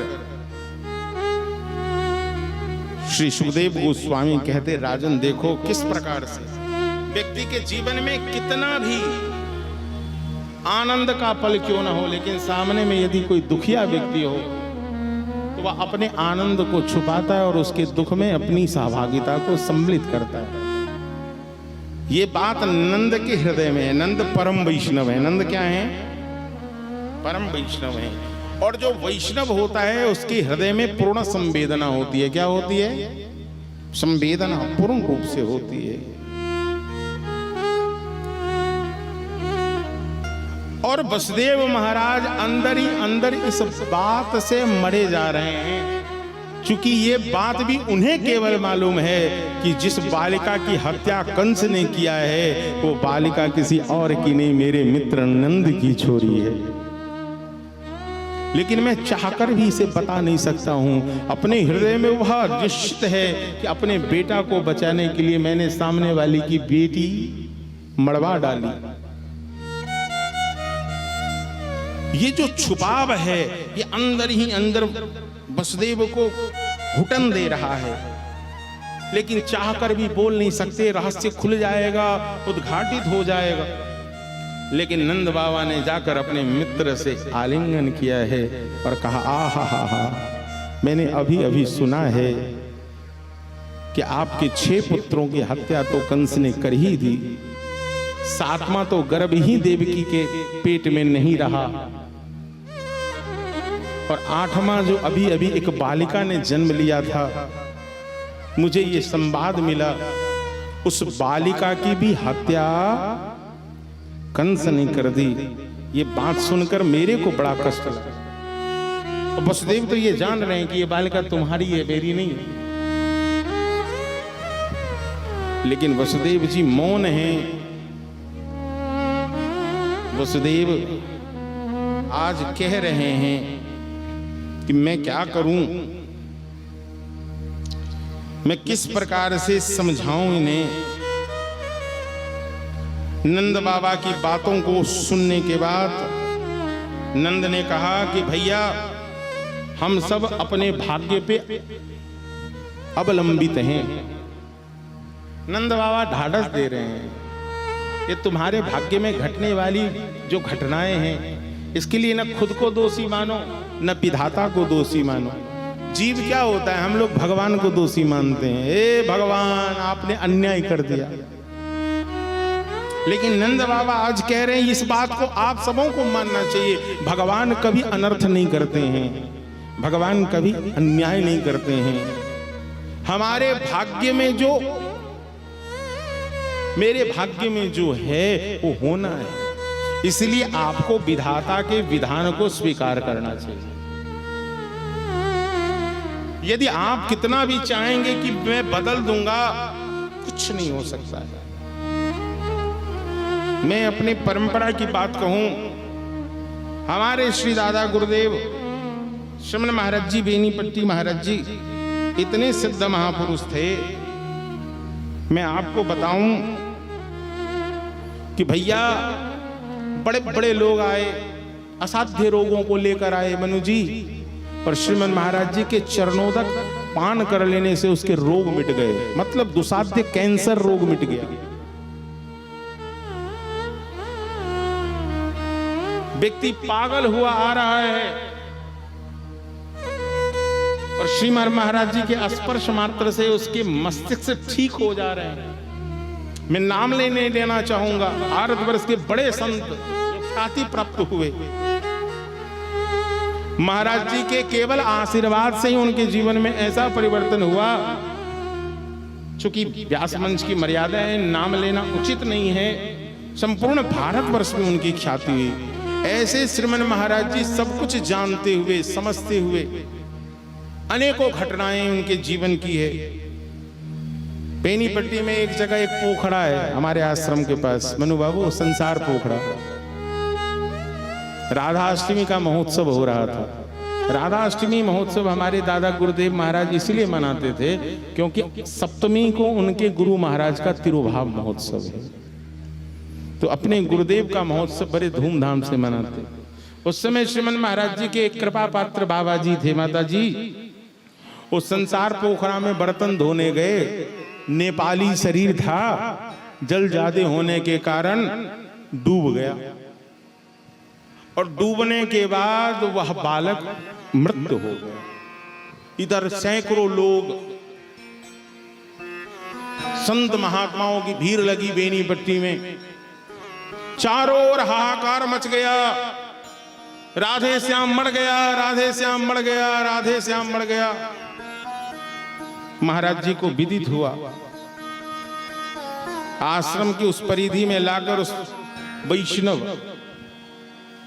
बाबा जी श्री ने राधे श्याम बाबा अभी कुछ वर्ष पहले लगभग शतायु के होकर बरसाना में रहते हुए उन्होंने इस भौतिक लीला का समापन करके दिव्य लीला में प्रवेश किया है। और ये सच्ची घटना है। बनु बाबू श्रीमन महाराज जी गए और अपनी झोली और माला उनके मस्तक पर रख दी और बोले, राधे श्याम, संत महात्माओं का पंगत बैठने वाला है और तुम इस प्रकार से क्यों लेटे हो? ये घटना 1962-63 की है। 1962-63 की घटना है। ये आश्चर्यजनक हुआ कि जिसे डॉक्टर ने भी कह दिया था परीक्षण करके मर गया, श्रीमन महाराज जी का कहना, राधे श्याम उठो, सोई वो बालक उठ खड़ा हो, उठ खड़ा हो। लेकिन अब मैं इसलिए सुना रहा हूं कि विधाता के विधान को कैसे स्वीकार करते। लेकिन जब उनके अपने पुत्र जिनकी आयु अवस्था श्रीमन महाराज जी को मालूम था कि कम है, वो चाहते तो अपने निज संतान का आयु बढ़ा सकते थे, लेकिन उन्होंने कहा नहीं, जो भगवत विधान है उससे बिलग नहीं जाना है और एक सिद्धांत स्थापित करना है। यह दुख अवश्य है कि एक भागवती प्रचारक बीच से जा रहा है, एक वैष्णव हमारे बीच से जा रहा है, लेकिन ये दुनिया इसलिए ऐसा न कहे कि पुत्र मोह में पड़कर इन्होंने एक नया विधान बनाया। तो ये त्याग होती है, ये तपस्या होती है। तो भगवान चाहे तो किसी भी विधान को बदल सकते हैं। ठाकुर जी स्वयं हैं, करते हैं, क्या नहीं कर सकते? वो तो कुछ भी कर सकते हैं, लेकिन फिर भी श्री राम के रूप में आते हैं।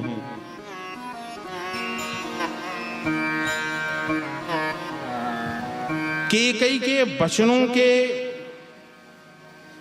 सिद्धि के लिए, पिता के वचन संकल्प को सिद्ध करने के लिए राम स्वयं वनवास को ग्रहण करते हैं। भगवान राम एक बार को कह सकते थे मैं नहीं जाऊंगा वन, आज के बच्चे तो कह ही देते हैं। भला माता पिता क्या करता है? कुछ भी नहीं करता। लेकिन भगवान स्वयं ऐसा विधान बनाते हैं, और जब विधान बनता है तो भगवान स्वयं भी बलकल वस्त्र पहन के, मुकुट खोलकर और मुनि भेष धारण करके वन को चले जाते हैं। जो राजकुमार राम हैं, जो कल से चक्रवर्ती सम्राट राम बनने वाले हैं, वह राम एक ही झटके में वनवासी राम बन जाते हैं।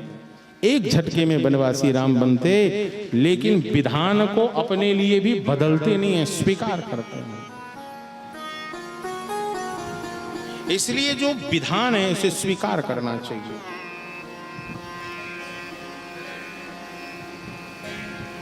और पूर्ण विश्वस्त रहना चाहिए, आचार्य के ऊपर भरोसा करनी चाहिए। इसलिए नंद बाबा कह रहे हैं कि आप इसे अपने भाग्य का विधान मानो। और मैं आज आपसे कह देता हूं, नंद बाबा कहते कि वसुदेव महाराज, नूनम है दृष्टो निष्ठो ये मैं दृष्ट परमो जनः। परमो जनः, जो जन इस विषय को जान जाता है कि सुख और दुख का कारण भाग्य है, फिर भैया वह किसी भी प्रकार का जीवन में होने वाले प्रभावों से मोहित नहीं होता है। न उसे हर्षी है और न उसे विस्मय ही है।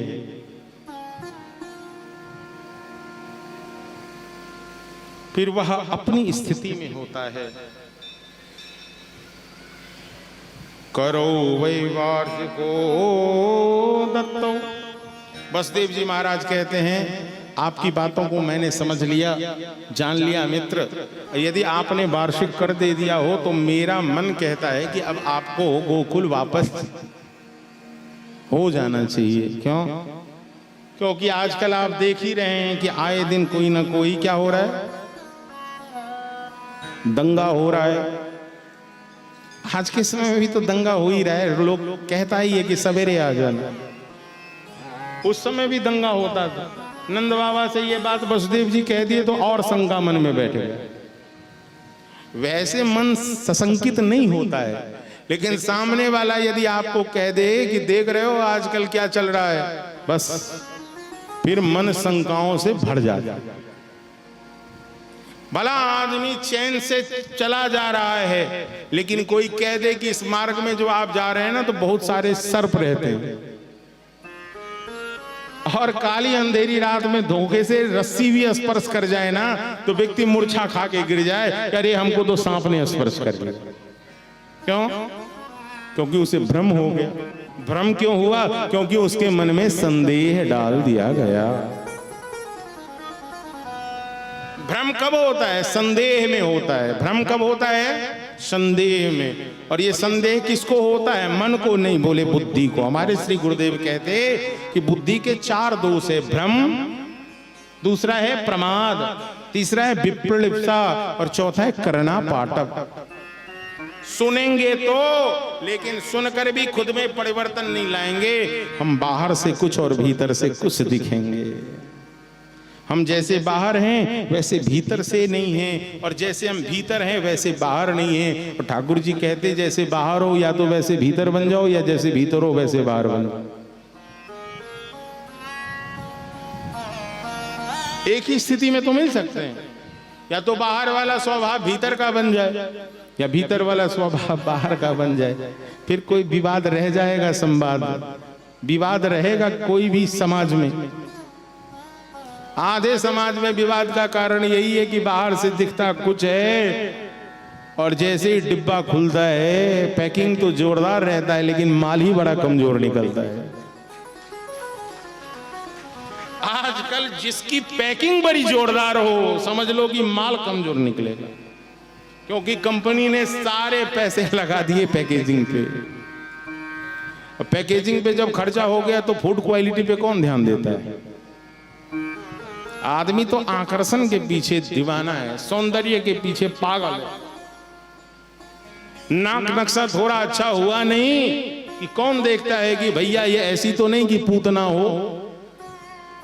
क्योंकि मैं इसलिए कह रहा हूं कि अब पूतना आने वाली है। आज कंस के यहां बैठक हो गई। बैठक में यह निर्णय हुआ कि इस मथुरा मंडल में 84 कोस के ब्रजमंडल में सरकार का जो काल है उसने जन्म लिया है। अब इतने सारे बच्चों में कैसे ढूंढोगे कि कौन सा बच्चा है? तब वो पूतना 20 सभा में उठ खड़ी होती है, बोलती है सरकार मैं बोलूं? अरिष्टासुर, व्योमासुर, धेनुकासुर, अघासुर, चाणूर, मुष्टिक सब वहां बैठा हुआ है। उस बीच में उठी है माता जी जिनका नाम है पूतना। पूतना बोली सरकार मैं आपके मनोरथ को पूरी कर सकती हूँ। बोले कैसे? बोले सरकार आप देखो मुझे। कंस बोले दिखने में तो तू वाकई में बड़ी अच्छी है। बोले सरकार आज तो मैं कुछ अच्छी नहीं हूं, जरा मेकअप करवा के आने दो, फिर देखना आप भी नहीं पहचानो। इतनी सुंदरी बन जाऊंगी, इतनी सुंदरी बन जाऊंगी कि इस ब्रजमंडल में जो भी देखेगा मोहित हो जाएगा। और पता है आपको सरकार मैं आपके मनोरथ को कैसे पूरा करूंगी? कंस ने बोला बता, आइडिया तेरे पास है, मेरे पास तो रही है। बोले सरकार मैं जाके घर भी जाऊंगी ना, अपनी या कंचकी को खोल के अपने स्तनन उन छोटे छोटे बालकन के मुख में धर के जो ही वह बालक गपसो मेरे दुग्ध को पान करे हो, और मेरे स्तनन में लगे होंगे कालकुट 20। जो ही एक छटांगवा कालकुट 20 उसके मुख में गए, वह बच्चा का हुआ राम राम, मैं उसे पलना में डालूंगी और वहां से दूसरे घर। मतलब ये कह रही है कि 1 दिन से लेकर 2 बरस के जितने भी बच्चे होंगे सरकार, मैं सभी बालकों की हत्या कर दूंगा। ये पूतना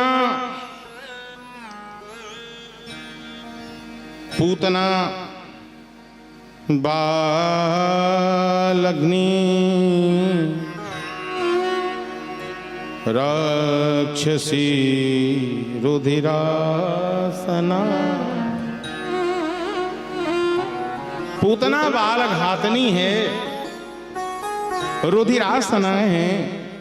ये पूतना छोटे छोटे बालकों के रुधिर को, मतलब रक्त को पीती है। छोटा जो बच्चा होता है, समझ रहे हो, तो छोटे बच्चे के रक्त का पान करने वाली है पूतना। अब इस पूतना ने सोचा कि मैं कैसी तैयारी करूं।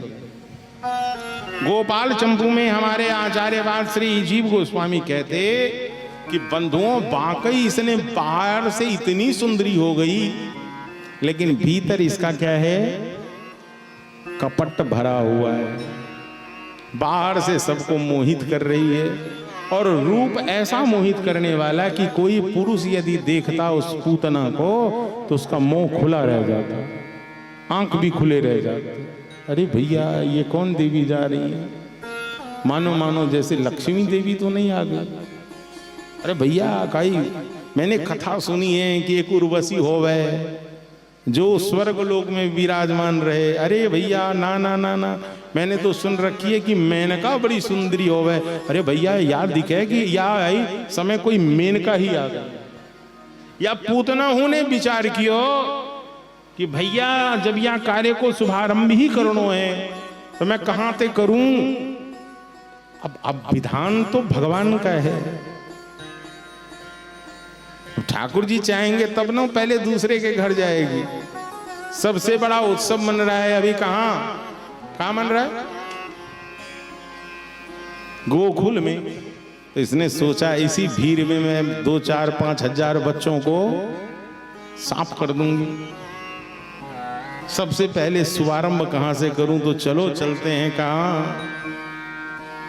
अरे चलो नंद द्वारे बधैया बाजे, चलो नंद द्वारे बधैया बाजे। अरे चलो नंद द्वारे, क्योंकि नंद के दरवाजे तो सब गए हैं। मैथिल साहित्यकार जो भी हो गए, उनका तो भाव ये है कि भैया मिथिला से भी लोग गए होंगे।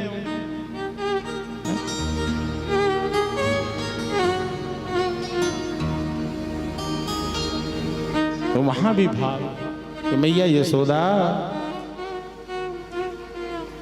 बहुत दिवस पड़ एलई सुदीन मां, बहुत दिवस पड़ गे भाई, हाँ सब हमारा संगे हैं। बहुत दिवस पर एहन सुदीन मां, चलू हे बहिना, चलू हे सखिया, भेलई नंद के ललन मां, चलू हे बहिना, भेलई नंद के ललन मां, नंद के ललन मां, हे नंद के ललन मां, नंद के ललन मां, नंद के ललन मां, चलू हे, जय हो, चलू हे बहिना, भेलई नंद के ललन मां, हे बहिना, भेलई नंद के ललन मां।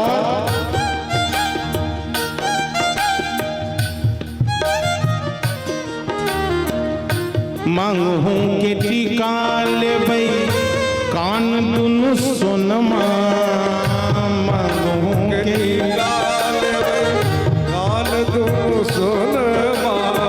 अभी तक नंद बाबा के यहाँ लाला के जन्म का उत्सव 1-2 दिन वाला नहीं हुआ, तो 2-4 घंटे वाला नहीं है, यहाँ तो दिन और रात उत्सव मन रहा है। नंद के आनंद भय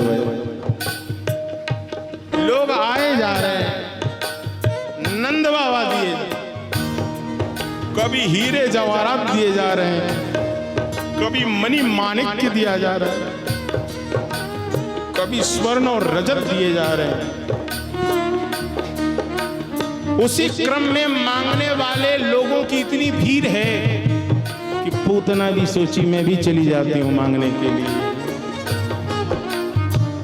मांगू के टीका लेवे कान दुनु सोनमा, मांगू टीका लेवे कान दुनु सोनमा, बाहियों के बाजू बंद करके कंगनवा, बाहियों के बाजू बंद कान के कंगनवा। सब क्यों कहियो संगे हे चलू हे, चलू हे, चलू हे बहिना बेलई नंद के ललना, चलू हे बहिना बेलई नंद के ललना, चलू हे बहिना बेलई नंद के ललना, चलू हे बहिना बेलई नंद के ललना, चलू हे बहिना बेलई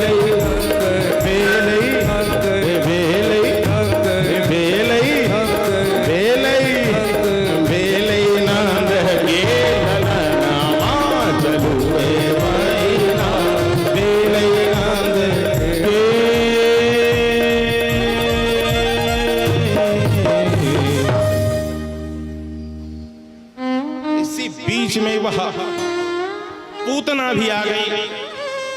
आई हुई सजी धजी पूतना को देखकर ब्रजवासी सब छोरा निहारने लगा। भैया रे देख देख देख, या तो अपनी यशोदा मैया की काऊ दूर की रिश्तेदार नहीं लगेगा। इतनी सुंदर सजी धजी वह पूतना भी छन झन झन झन, उसके पायल की झनकार ने सबको मोहित कर लिया। कोई नहीं है गोकुल में जो उससे पूछे कि देवी आपका नाम क्या है। मतलब उसके बाहरी प्रभुत्व को देखकर हिम्मत ही नहीं हो रहा है कि कोई जाके पूछे। लगी रही है कि बड़े घर की है कोई, सोई सब निर्णय अपने मन से कर रहा है कि भैया मोई तो ऐसो लगे जैसे गांव समाज में लोग कोई आएगा ना तो किसी के विषय में अपना वक्तव्य बिना पूछे ही विचार रखता है। आज यहाँ भी ये गोकुल में यही दृश्य हो गया है। पूछा नहीं जा रहा है प्यारे, फिर भी विचार दिया जा रहा है। आज पूतना आई हैं, उसी समय मैया यशोदा जहां लाला को सुला रही हैं, मैया के पास में आकर उस पूतना ने बधाई दिया। मैया यशोदा बधाई हो, मैया यशोदा, और जोर से बोलो, मैया यशोदा। बाबा मैया ने भी कहा सखियों आप सबको भी बधाई हो, बधाई हो, बधाई हो। परस्पर बधाई हुआ। उसी समय मैया अपने लाला को निहारती हैं। आज इस अद्भुत दृश्य को देखकर मैया यशोदा अपने भाग्य की सराहना करती है कि हे विधाता, मैंने कौन से ऐसे श्रेष्ठ कर्म किए होंगे जिसके परिणाम स्वरूप आपने मुझे यह अवसर दिया है। ए प्रभु, न जाने हमारे जीवन का वह कौन सा सुकृत रहा होगा, न जाने मैंने कौन से घड़ी में किस संत की सेवा करी होगी, न जाने किन वैष्णवों के आशीर्वाद स्वरूप ये बालक मिला है। मैया एक बार लाला को देखती, फिर नीचे की तरफ देखकर 2 बार जमीन में थूक देती, कहीं ऐसा ना हो मेरे लाला को मेरी नजर लग जाए।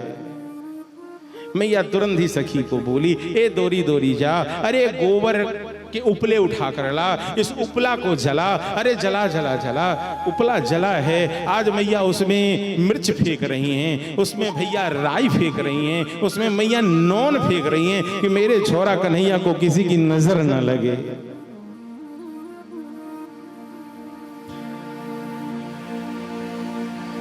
वह पूतना इसी प्रतीक्षा में है कि कब मैया अपने लाला को पलना में छोड़कर जरा घर के भीतर जाए। यह कैसी है? इसका देह स्त्री का है, लेकिन इसका विचार देखो कैसा है, जिसे देखकर संपूर्ण वातावरण आनंदित है। कोई ऐसा मलिन विचार वाला आ जाता है जो सर्वस्व को ही समाप्त करने के लिए अपने संपूर्ण ऊर्जा को लगा देता है।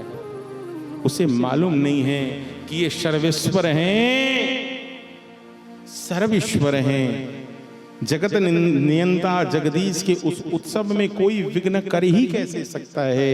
ये तो भगवान जगन्नाथ का जगन मंगल उत्सव मन रहा है। इस जगन मंगल उत्सव में कैसे कुछ अमंगल हो सकता है। मैया लाला को पलना में झुला रही हैं।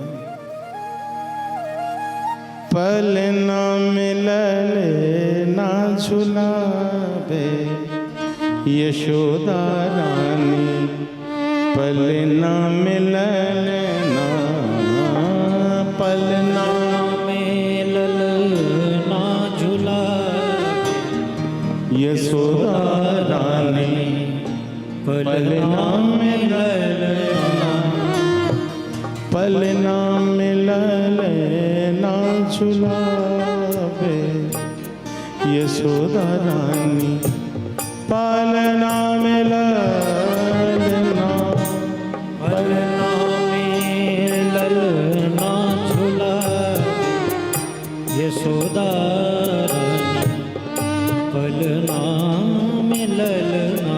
मैया ने खूब दुग्ध पान कराया है अपने लाला को अभी अभी। पलना झुलावे मैया ललना सुलावे, पलना झुलावे मैया ललना सुलावे, पलना झुलावे मैया ललना सुलावे जी, ललना सुलावे, पलना झुलावे ललना सुलावे। निरखी श्याम मैया सूरत समावे, निरखी श्याम मैया भूली ना समावे, पलना में ललना झुलावे यशोदा पलना। उसी समय एक सखी बोली मैया अरे देखना कई सारी सखियां हैं मैया तो से मिलना चाहे, मैया चलेगी नहीं। मैया यशोदा बोली अच्छा ऐसो बात है। अरे देख सखी तुम लोग लाला को ध्यान रखनो, तुम सभी मिलके लाला का ध्यान रखना। मैं अवई गई और आई, मैया यशोदा बाहर गई और वही समय है जब उस पूतना को वह अवसर मिल गया, छठ लाला को अपने गोद में ले ली। जब पूतना ने कन्हैया को गोद में लिया, संतों ने भाव प्रकट किया कि गोविंद ने अपने नेत्र बंद किए।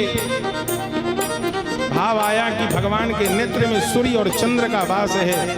भगवान वृंदावन में मधुर लीला संपादन करने आए हैं, इसलिए सूर्य और चंद्र कहता है कि ऐसे संपादन लीला करने आए हुए प्रभु का तुम हत्या करने आई है। ये हत्यारी में तुम्हारा मुख दर्शन नहीं करूंगा।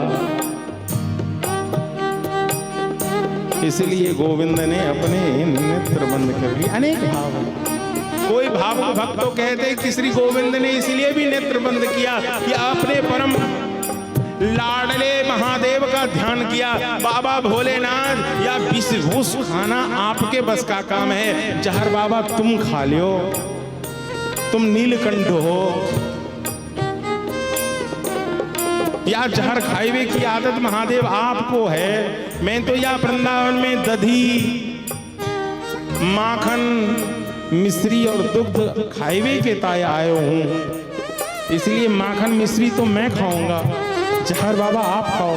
इसलिए अब पूतना के दुग्ध में पी लूंगा, जहर आप आकर पी लो। कितने भाव हैं। लेकिन जैसे ही उसने अपनी कंचुकी खोली, गोविंद ने अपना मुख लगाया, ऐसा लगाया मेरे श्री गुरुदेव कहते कि एक माँ का माँ होना तभी सार्थक है जब उसका बालक उसके स्तन में अपनी दंत बलियों को चुभो। और आज पहली बार उस पूतना ने यह अनुभव किया जब गोविंद ने अपनी दंत बलियां उसके स्तन में चुभोकर ये पूत ना को आज पूत वाला बना दिए गोविंद। जो निपूत थी आज ये पूत वाली बन गई। गोविंद ने कहा आ मौसी, तू आज से मेरी माँ है। और जब गोविंद ने स्तन पीने लगे, ऐसे पिए कि एक बच्चे का अभ्यास होता है, जब माँ का स्तन एक पीता है तो दूसरे स्तन पे हाथ धर देता है कि ये भी मैं ही पान करूंगा, कोई दूसरा ना आ जाए कहीं। आज पूतना के संग भी गोविंद ने ऐसे ही किया है। पूतना तो सोची थी कि एक छटांग जहर चाटेगा, मैं पलना में धरूंगी और भाग जाऊंगी, लेकिन ये तो चुभुक कर दुग्ध पान कर रहा है। ए बालक मुझे छोड़, मां सा मुंच मुंचालमीति प्रभास। गोविंद बोले मौसी जी, मेरा अभ्यास ऐसा है कि मुझे पकड़ना आता है, मैंने इस जीवन में छोड़ना नहीं सीखा।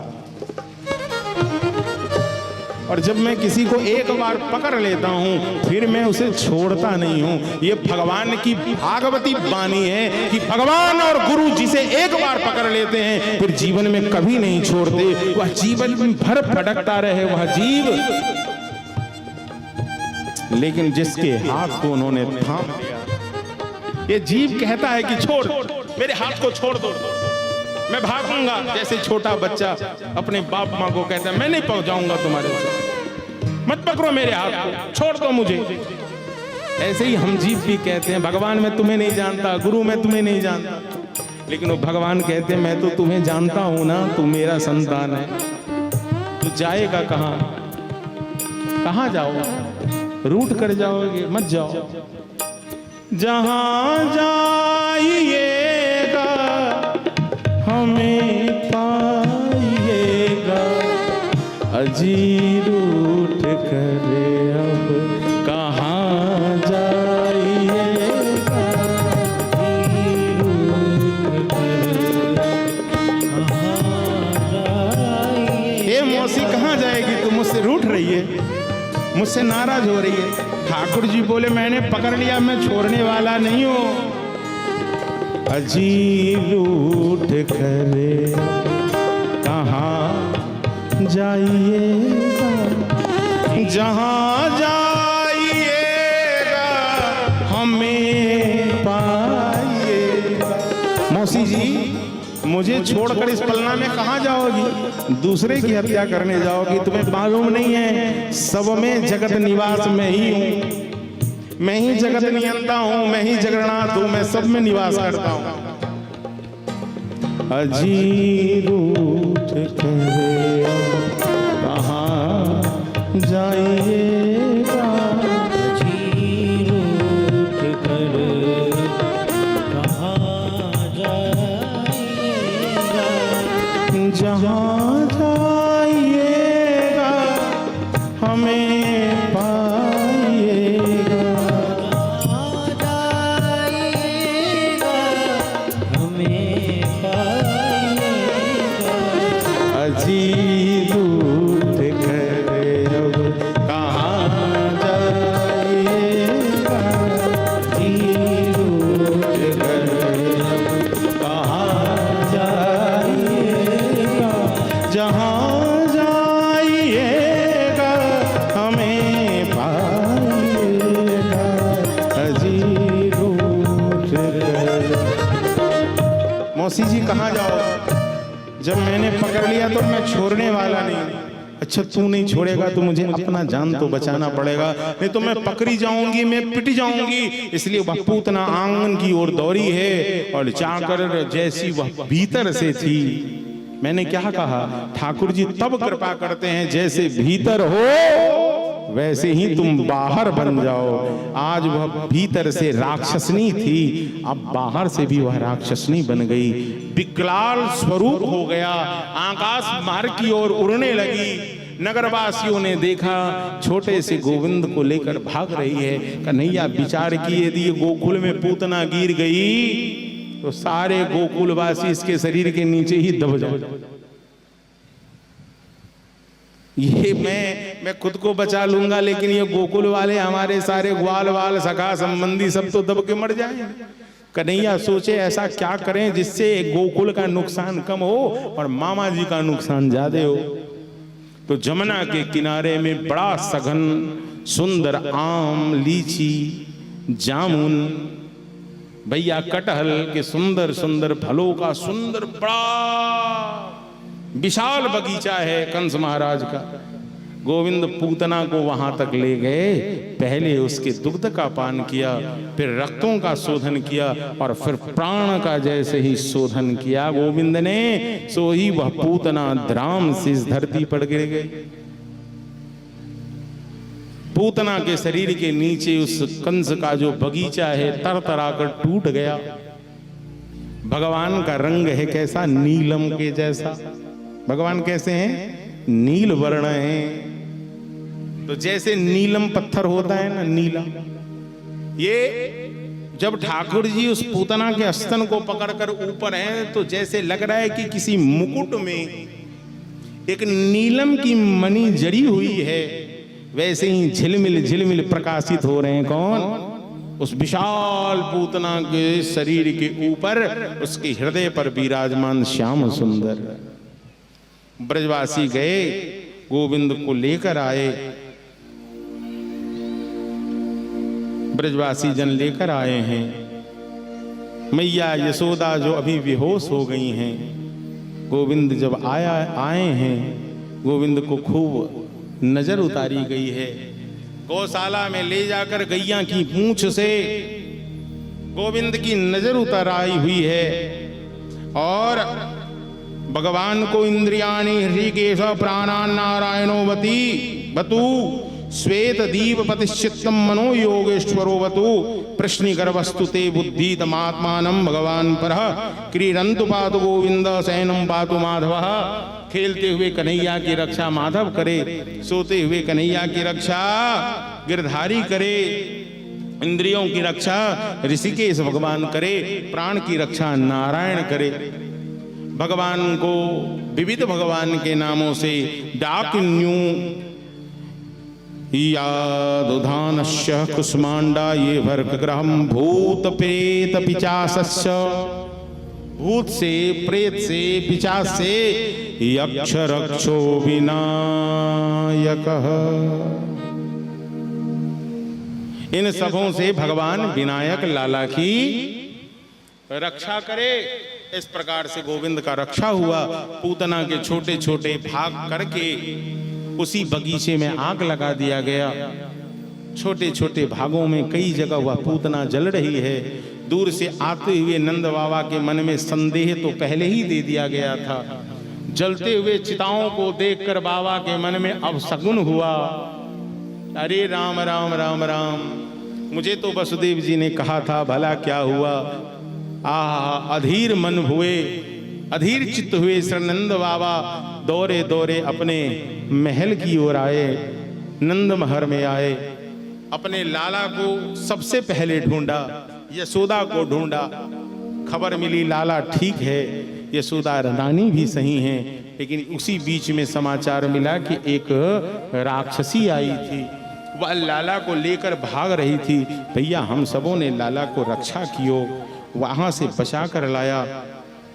इस प्रकार से भैया फिर सक्टासुर और तृणाव्रत का उद्धार भी। जब गोविंद 6 दिन के हैं, छठी महोत्सव हो रहा है। उस छठी महोत्सव, भगवान के जन्मोत्सव से लेकर वृंदावन में जब तक रहे हर दिन एक न एक असुर आता। 6 मास के भी नहीं हुए गोविंद की तृणाव्रत आ गया, और पाल की पलना के संग ही गोविंद को हवा में ले। तृण, तृण का मतलब होता है घास, व्रत का मतलब हो गया भबूरा। भबूरा जानते हैं, यहां मिथिला में बोलते हैं विर्रो। विर्रो गर्मी के दिनों में अक्सर होता है, मरुस्थल में तो आपको अत्यधिक दिखेगा, जहां एक ही संग हवा के झोंके में ऐसे ऐसे ऐसे ऐसे ऐसे मिट्टी का हो। तृणाव्रत भी उसी रूप में आया और देखते ही देखते गोविंद को अपने संग लेकर ऊपर उड़ा। गोविंद उस तृणाव्रत का भी उद्धार कर देते। लेकिन भगवान उद्धार भी ऐसे करते कि किसी को पता ही नहीं चलता कि किसी की मौत हुई। लगता ऐसे ही है कि डमी प्रोडक्ट था, आकर के सीधे ही। एक भी मिशन अभी तक सक्सेस नहीं हुआ है। पूतना आई, इसमें किसको लगेगा कि कन्हैया ने मार दिया? आज जब सुनते हैं तो आपको लगता है कि पूतना का उद्धार गोविंद ने किया। उस समय तो लग रहा है कि एक दुर्घटना है, गिर गई होगी रास्ते में, चपेट में आ गई, दब गई। नहीं तो दूध पीने से कोई मरे भला? आज तक आपने कभी सुना है? एक सर्प के विषय में जरूर सुना है कि कोई धामन सांप होता है, हाँ? लेकिन इंसान कभी दुग्ध पिएगा मौत हो जाए, ऐसी बात नहीं। ये अचंभित बात। तो भगवान लीला ही ऐसी करते हैं जिस पे भरोसा करना सबके बस की बात नहीं है। अहो वकीयम अस्तन कालकूटम जिघंक्षया पाए यदप्यसाधवी लेवे गतिं धात्री। धात्री शब्द है, क्या है? धात्री। धात्री का मतलब यहां धारण करने वाला। धात्री का मतलब आमला भी है, अमृता, जिसमें जीवन है, जिसे धारण करने से जीवन मिल जाए। तो चूंकि गोविंद ने उसके दुग्ध का पान किया, कभी कभी कथाकार कथा कहते हुए बहक जाता है, और बहका हुआ वह कथाकार यदि गुरु संग नहीं हुआ है तो कह उठेगा, प्रवीण जी क्या कह देता है कि भगवान ने तो देवकी का पद प्रदान कर दिया। ऐसा बोलता है क्या? कही जाता है, आप तो सुनते होंगे। भगवान ने पूतना को भी यशोदा का पद दिया। अरे दुर्भागा, भगवान देवकी का पद तो प्राय सबको दे सकते, लेकिन ठाकुर जी कहते कि मुझ में भी सामर्थ्य नहीं है कि मैं किसी को यशोदा का पद प्रदान कर दूं। मतलब भगवान का वचन है कि मेरे होने से यशोदा नहीं है, यशोदा के होने से ही मैं हूं। यशोदा के होने से श्री कृष्ण है, जो श्री कृष्ण के जीवन में भी यश प्रदान कर दे। यशम ददाती थी यशोदाएं। मतलब भगवान के जीवन में भी जो यश प्रदान करें वह यशोदाएं। 1-2 घंटे की कथा होती है और तुम लोग कितने आचार्य होकर के उठते रहते। 2-3 घंटे यदि शांति से बैठ नहीं सकते तो सामने श्रोताओं से क्या अपेक्षा की जाएगी? भला सोचिए। अति आवश्यक कार्य हो जाए, जरूरत हो तो 1 बार 2 बार 3 बार, ठीक है। तो अभी समय सीमा का ध्यान रखते हुए अच्छा लगता है। जब अपने सब बैठे होते हैं तो लगता है एक अनुष्ठान चल रहा है, एक क्रम चल रहा है, तो फिर कमी लगने लगती। अस्तु, तो जिसने श्री कृष्ण के जीवन में भी यश प्रदान किया है उनका नाम है यशोदा। मतलब यशोदा के होने से श्री कृष्ण की महिमा बढ़ती है। इसलिए भगवान मातृपद दे सकते हैं, यशोदा का पद किसी को नहीं दे सकते, क्योंकि ये भगवान कहते हैं हमारे सामर्थ्य से बाहर का विषय है, ये अपने बस में नहीं है। इसलिए धात्री पद तो दिए, लेकिन यशोदा का पद नहीं। आहा, अब यहां गोकुल में वसुदेव महाराज के 2 पुत्र हैं, जो वसुदेव को मालूम है। एक तो नंद के यहाँ पल रहा है और दूसरा तो रोहिणी के गर्भ से जन्म लिया। रोहिणी मैया भी बड़ी महाभागा है। रोहिणी च महाभागा। श्रीमद् भागवत में एक ही स्त्री है जिसको महाभागा का। रोहिणी च महाभागा। रोहिणी ने भी एक बालक को जन्म दिया है, लेकिन अभी तक दोनों बालकों का नामकरण नहीं हुआ। नंद बाबा ने छठी मनाई, जन्मोत्सव मनाया, मासिक उत्सव मनाया, त्रैमासिक उत्सव मनाया। मतलब भक्तों के जीवन में उत्सव एक बहाना होता है, मतलब उत्साहित होने का, कुछ करने का। आज क्या है? बोले आज कृष्ण जन्मोत्सव है, आनंद हो रहा है, क्या करें? बोले संतों को प्रसादी कराओ, अरे खूब मधुर मिष्ठान बांटो। आज क्या है? बोले आज राधाष्टमी है, खूब बांटो। आज क्या है? बोले आज चैतन्य महाप्रभु का जन्म उत्सव है, खूब बांटो। आज क्या है? बोले आज आचार्य उत्सव है, खूब बांटो। उत्सव का मतलब होता है उत्साह। उत्सव का मतलब व्यापार नहीं होता है। उत्सव का मतलब होता है उत्साह का। कोई भी आयोजन यदि उत्साहित होकर किया जाए तो वह उत्सव का स्वरूप हो जाता है। और छोटे मन से कोई बड़ा नहीं होता है। मन ही छोटा है तो काम तो छोटा हो। सबसे पहले बड़ा मन करना पड़ता है। नंद बाबा का क्या है? नंद बाबा के लिए क्या आया है? सब लाला महामना। नंद बाबा क्या है? महामना। इनका जो मन है वो मन ही बड़ा महान है। जिसका मन बड़ा महान होगा उसका मनोरथ भी बड़ा महान होगा, उसमें सबका हित होता है। श्री नंद बाबा के जो कुल गुरु हैं उनका नाम है गर्गाचार्य, और नंद बाबा के जो कुल गुरु हैं उनका नाम है सांडिल्य जी महाराज। लाला का नामकरण कौन करे? वसुदेव जी के मन में है कि मेरे कुल पुरोहित करें। नंद बाबा यदि गर्गाचार्य जी सांडिल्य जी से कराएंगे तो फिर कोई ना कोई विघ्न होगा, क्योंकि समाचार तो जेल में भी पहुंच जाता है। खबरें कहीं नहीं छुपती है, जेल में भी पहुंचती है। वसुदेव और देवकी कारागृह में हैं, लेकिन खबरें सब हैं। सांडिल्य जी आते हैं और दोनों लालाओं का नाम करते हैं। आसन्न वर्णनाश्रयो यस्य। सबसे पहले गर्ग उवाच कहते अयम ही रोहिणी पुत्रो रमयन सुहृदो गुणैः आख्यास्ते रामिति बलाधिक्वाद बलम विदोः। इसके अंदर बल की अधिकता है और इसका बल समाज का कल्याण करने वाला होगा, इसलिए इसका नाम बलभद्र होगा। ये सब में रमन करेगा, इसलिए इसका नाम बलराम होगा। और ये रोहिणी का पुत्र है, इसलिए इसका एक नाम रोहिणी होगा। और भैया ये अपने संबंधियों से ऐसा संबंध रखेगा कि मित्रों का मित्र और दुश्मनों का, शत्रुओं के लिए शत्रु होगा, मित्र के लिए मित्र होगा। इसलिए ये गुण इसके अंदर अत्यधिक होने के कारण इसका दूसरा नाम राम, और बल की अधिकता के कारण बलराम। इसका एक नाम दाऊ दयाल होगा। और यदुवंशियों में जब फूट पड़ने लगेगा तो उसमें मेल करवाएगा, इसलिए इसका एक नाम संकर्षण होगा। इसका नाम बलदाऊ होगा, दाऊ दयाल होगा, बलभद्र होगा, बलराम होगा, और रोहिणी होगा, और संकर्षण होगा।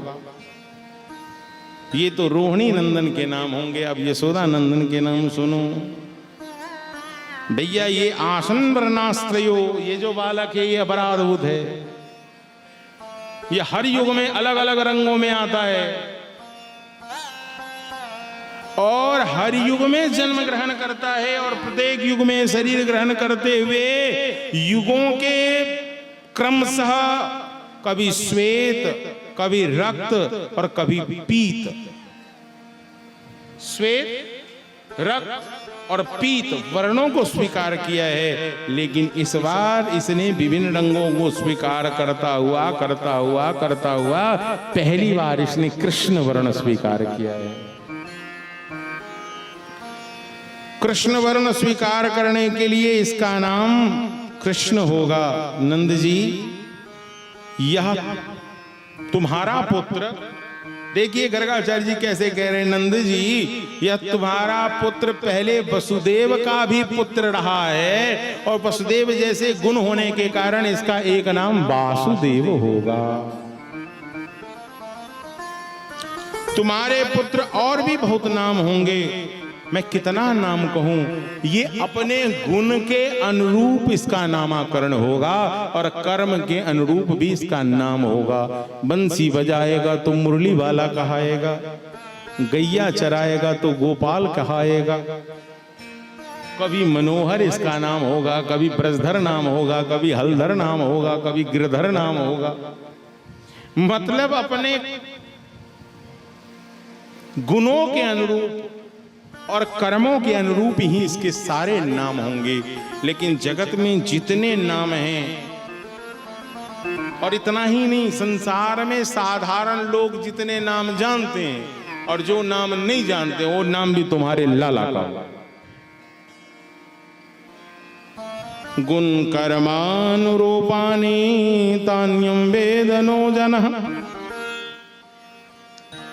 इसलिए अलग अलग नाम होंगे, लेकिन सबसे बड़ी बात आज गर्गाचार्य जी नंद बाबा से कहते, और नंद बाबा को ये बात तब याद आएगा जब नंद बाबा को वरुण लोक से गोविंद छुरा कर लाते हैं। जो बात आज गर्गाचार्य जी इनसे कहते, क्या कहते, ययेतिस्मिन् महाभागा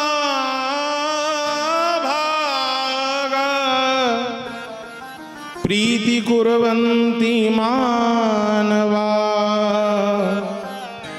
नारयो विभवन्ति तान् विष्णु पक्षानिवासुरा। जो मनुष्य बड़े भाग्यवान हैं, जो तुम्हारे सांवले सूरत वाले इस लाला से प्रेम करता, जैसे विष्णु भगवान के कर कमलों की छत्र छाया में रहने वाले जीव के जीवन में कोई संकट आता है तो मानो वह संकट जैसे नदी में या समुद्र में कोई तिनका गिर जाए तो तिनका तत्क्षण ही किनारे लग जाता है।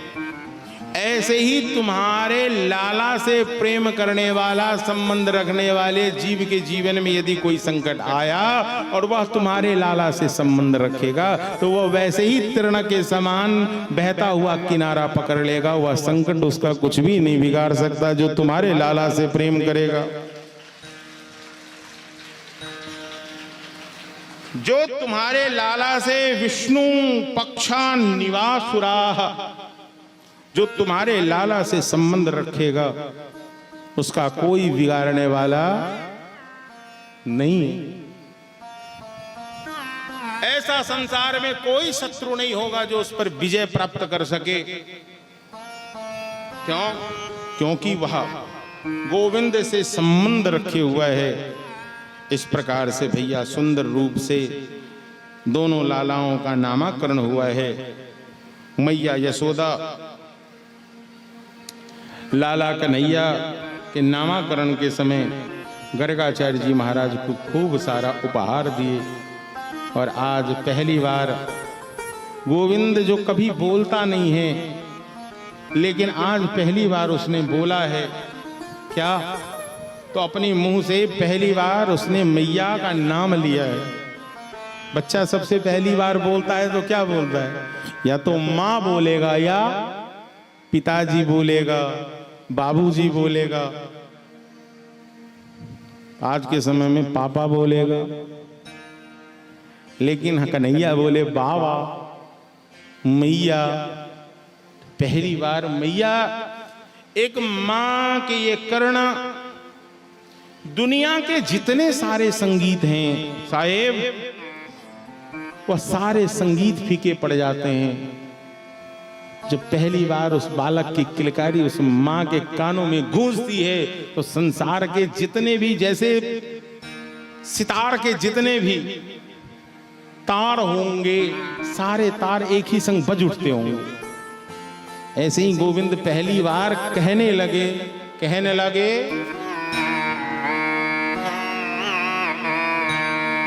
ओ कहने लगे मोहन मैया मैया, कहने लगे मोहन मैया मैया,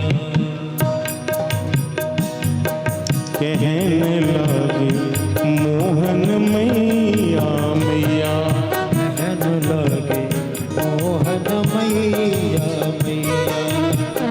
पितानंद सो बाबा बाबा, आनंद सो बाबा बाबा, पितानंद सो बाबा बाबा, पितानंद सो बाबा बाबा, और हलधर सो भैया, और हलधर सो भैया। कहने लगे मोहन मैया मैया, कहने लगे मोहन मैया मैया।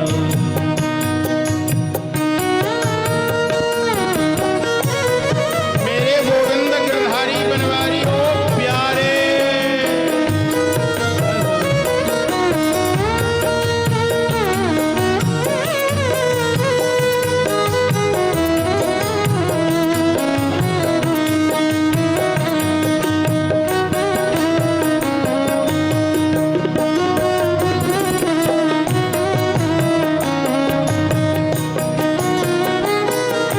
सूरदास जी कहते कि मैया इतनी आनंद हो जाती कि ऊंची अटारियों पे दौड़ी दौड़ी यशोदा चली जाती और कहती लाला ओ छोड़ा कन्हैया, जरा और जोर से मेरी नाम ले तो, मेरा नाम क्या है? कन्हैया कहते मैया। ऊंचे चढ़ी चढ़ी कहत जसोदा, ऊंचे चढ़ी चढ़ी कहत यशोदा, ले लेना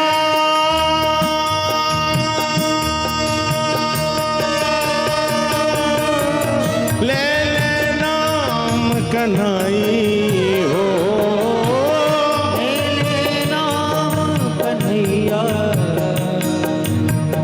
दूरी कहूँ जिन जाऊँ लाला रे, दूरी कहूँ जिन जाऊँ लाला रे, मार्ग कहूँ की गैया। भाग भाग भाग कन्हैया। अब कन्हैया धीरे धीरे बड़ा हो गया, भैया की उंगली पकड़ कर चलने लगा है, उद्यमी हो गया। मैया कहती इधर उधर मत जा लाला, देख रहा है कितनी सारी गैया है। गैया ने यदि मार दिया ना लाला, चोट जोड़ की लगेगी, भाग वहां से। दूर कहीं जिनी जाऊं लाला रे, मेरे बेटा कन्हैया मुझको छोड़ के मत कहीं जाया कर, मेरे पास मेरे। मारेगी काहू की गैया, मारेगी काहू की गैया।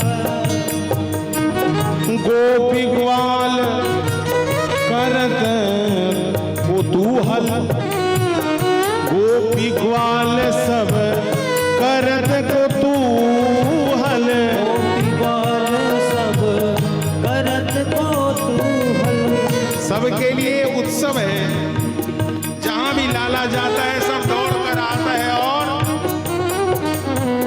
घर घर लेत बलैया हो, घर घर लेत बलैया, हो घर घर लेत बलैया। कहने लगे मोहन मैया मैया, कहने लगे मोहन मैया मैया। कहने लगे मोहन मैया मैया।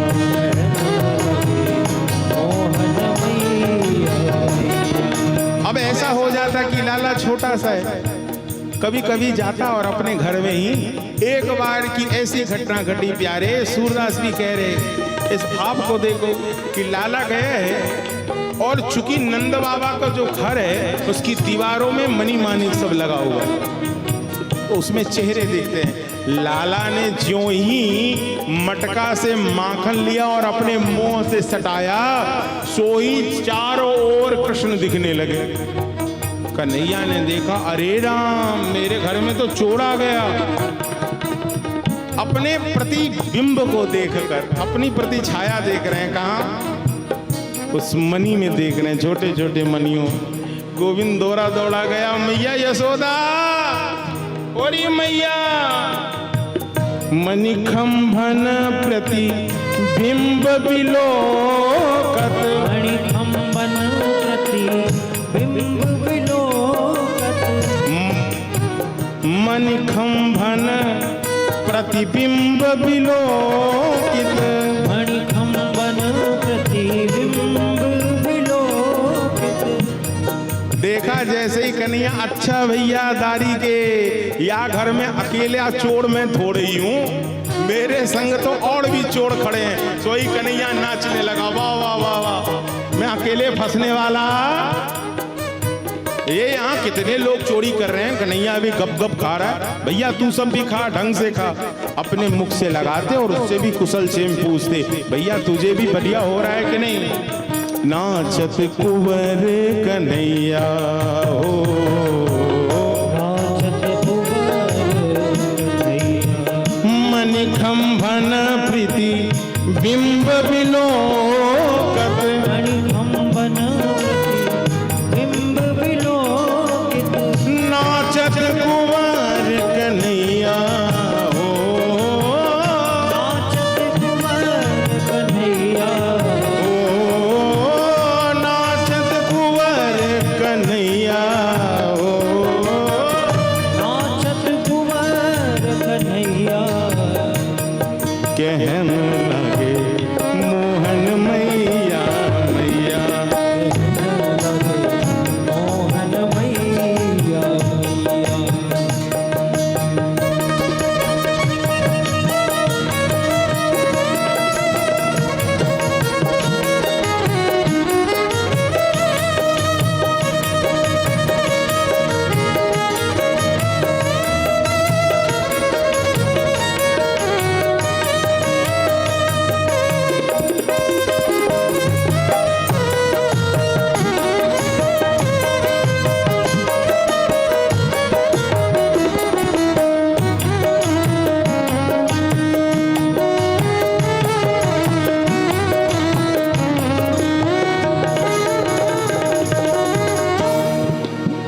उस प्रतिबिंब में दिखता हुआ जब मैया यशोदा आती है, नंद जी आते तो लाला दिखाते, मैया देख, मैं एक चीज बताऊं, अपने घर में रोज चोरी होती है मैया, तुमको मालूम?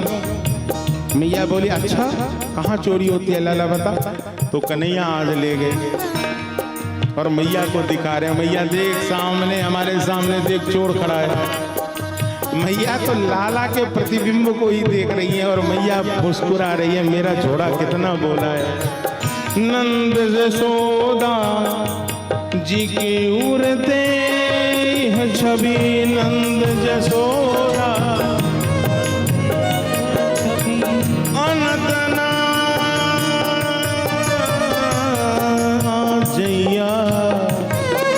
जो दृश्य श्री नंद यशोदा ने देखा है, लाला कितने भोले,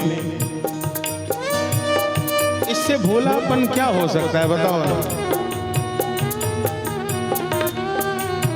सूरदास प्रभु तुमरे दरस को, सूरदास प्रभु तुमरे दरस को, चरणन की बल गैया हो, चरणन की बल जैया हो चरणन की बल गैया।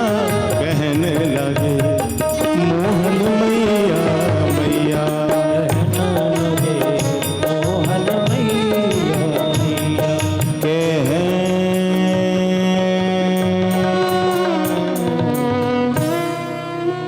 छोटा सा कन्हैया बड़ा नटखट है। धीरे धीरे घर से माखन चोरी करने की आदत लगी तो अब गोपियों के घर जाकर चोरी करने लगा। अपनी मैया की उंगली को पकड़कर नाचता हुआ वह लाला अपनी मैया के गोद में बैठा हुआ गोविंद जब दुग्ध पान करता है, गैयाओं के मुख मन में भी ये आता कि ये लाला कब मेरे स्तन से पान करेगा। जब यशोदा के आंगन में वह गोविंद नाचता है तो हर गोपियों के मन में ये होता है कि ये गोविंद मेरे आंगन कब नाचेगा। आज सभी गोपियां श्री यशोदा के आंगन आई हैं और आकर श्री कृष्ण का शिकायत लेकर आई हैं कि मैया वत्सान मंचवन कदित संवे कोस संजात हासः, आपका जो ये बेटा है सो हमारे घर जाकर हमारे बछड़ा को खोल देता है। मैया यशोदा बोली बछड़ा खोल देता है तो तेरा ही तो काम कर दे, बछड़ा खोल दिया तो कौन सा गलत काम किया। सखी बोली मैया तू बूढ़ा मान जाएगी, मैं बताऊं सच्ची बात, तेरे छोड़ा को जो मालूम होता है कि अब मैं दूध दूहने वाली हूँ उससे 10 मिनट पहले बछड़ा खोल देता है, और जब मैं गौशाला जाती हूँ मुझे तो एक छटांग भी दूध प्राप्त। भैया बोली अच्छा, और अस्तियं स्वाददपदं दधिपयः कल्पिते अस्ति योगः मर्कान् भोक्षन् विभजति सचेते नामान्ति भण्डं विनन्ति। मेरे घर में जाकर मैया माखन की चोरी करता है। मैया यशोदा बोली है सखी कैसी है रे, दिल की बड़ी छोटी है। अरे मेरा छोटा सा कन्हैया कितना माखन खा गया होगा, मेरे घर में माखन की कमी है क्या, कितना माखन खा गया होगा। अरे ले जा 2 4 10 मटके ले जा। गोपियां बोली यशोदा मैया इसीलिए तुमसे कुछ नहीं कहती हूं, तू बड़ी भोली है और बुरा मान जाती है। तेरा कन्हैया अकेले ही नहीं खाता है, और माखन खाया इसका दुख नहीं है मुझे, दधी खाया इसका भी दुख नहीं है। सबसे बड़ी बात है दूध दधी माखन खाकर उस भांड को ये तोड़ देता है। इतना नहीं, अपने संग बंदरों की टोली लेकर जाता है, सखाओं की टोली लेकर जाता है। मैया क्या क्या शिकायत कहूं तेरी लाला की, बंधुओं समय कम है और गोवर्धन तक के प्रसंग खींचना है, इसलिए मैं अब सूत्र रूप का सहारा लूंगा। एक पद से मैया का वह भाव कि लाला माखन की चोरी छोर सांबरे मैं समझाऊं तो।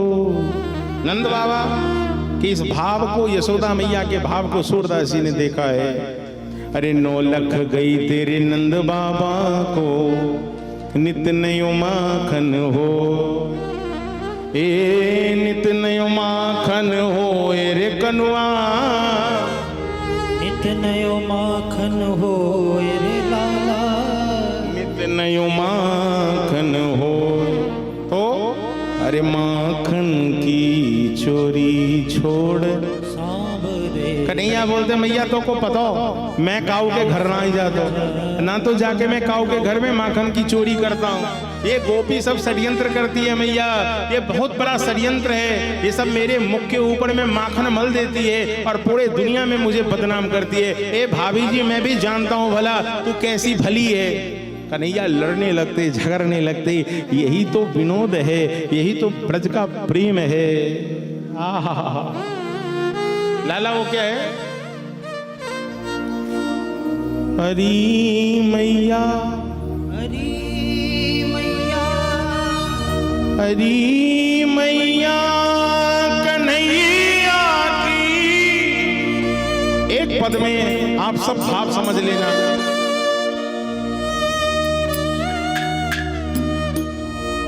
शिकायत क्या करूं नटवर की मटुकिया, ओ मटुकिया फोड़ दी मेरी मटुकिया, फोड़ दी मेरी यारी मैया हरी मैया, हरी मैया कन्हैया की शरारत क्या कहूं नटवर की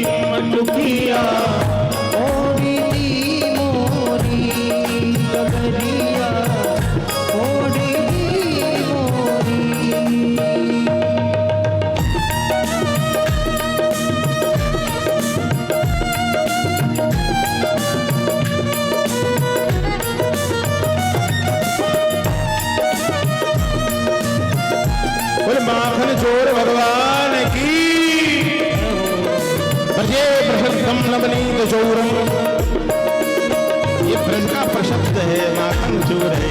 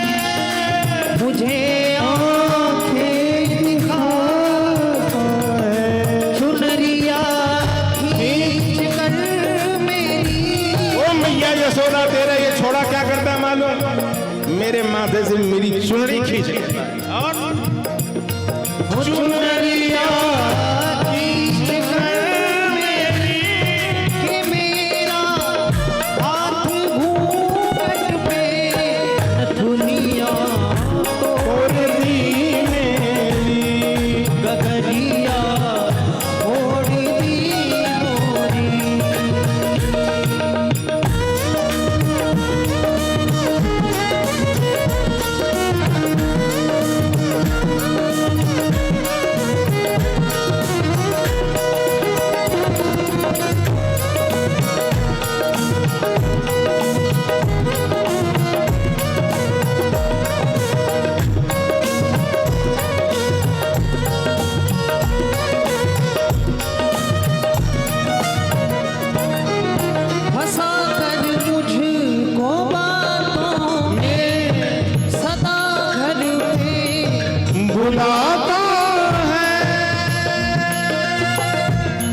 सदा घर पे ये कन्हैया का कहना है, मैया मैं जाता नहीं हूँ, ये सब मुझे बुला लेती है अपने घर। और मैया तो को मैं एक बात बताऊं मैया, इस सब का बड़ा षड्यंत्र है मैया, तो को पता हो मेरे मुख से माखन लाकर चोर नाम मेरो धरियो मेरो हो न देगी ब्याह। ये नहीं चाहती है कि तेरे छोड़ा की शादी हो और तेरे घर बहू आए, इसलिए तुम्हारे बेटा को समाज में बदनाम कर रही है चोर चोर कहकर मैया, और कोई बात नहीं है। फंसा कर मुझको बातों में, सदा घर पे बुलाती है,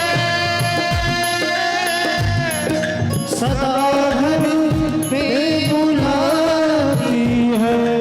अगर इनकार करूं मैया, उलहना लेके आती है, उलहना लेके आती है। ये झूठी है जमाने की, ये झूठी है जमाने की। ये सारी गोपियां झूठ बोल रही है मैया, मिथ्या बोल रही है। मैं झूठ नहीं बोल रहा मैया। मैया ओ मैया मोरी, पंक्ति नहीं है भजन की, मैया मोरी मैं नहीं माखन खायो, मैंने माखन नहीं खाया मैया। ये सब झूठ बोल रही है, मिथ्या बोल रही है, ये झूठी है जमाने की, ये झूठी है जमाने की। मिली थी कल मुझे पनघट पे बसुरिया, तो तोड़ दी मेरी। बसुरिया कन्हैया है,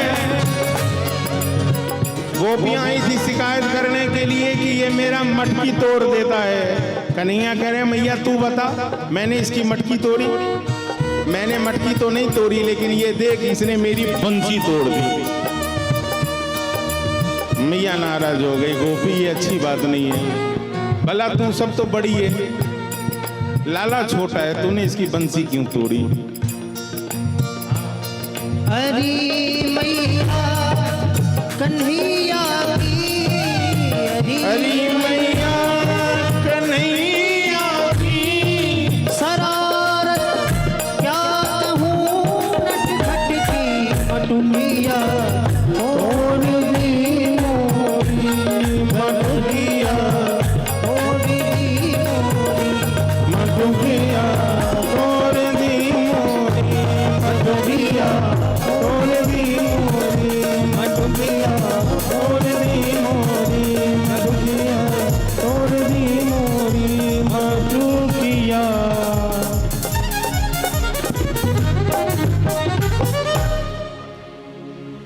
गोपियों ने शिकायत किया, श्री कृष्ण ने मैया से संवाद किया और ये क्रम चलता रहा। लाला धीरे धीरे बड़े हुए, लोकप्रियता गोविंद की बढ़ती गई, सब जन कन्हैया से प्रेम करते हैं। मैया यशोदा जिनके हजारों दास दासियां हैं, लेकिन अपने छोरा की सेवा अपने हाथों से, ये बड़ी बात है। देखो यशोदा से सीखने वाली बात ये है कि बच्चों में यदि स्नेह भरना है तो आपको अपने बच्चे का ख्याल खुद रखना पड़ेगा, उसकी सेवा शुश्रूषा खुद करनी होगी।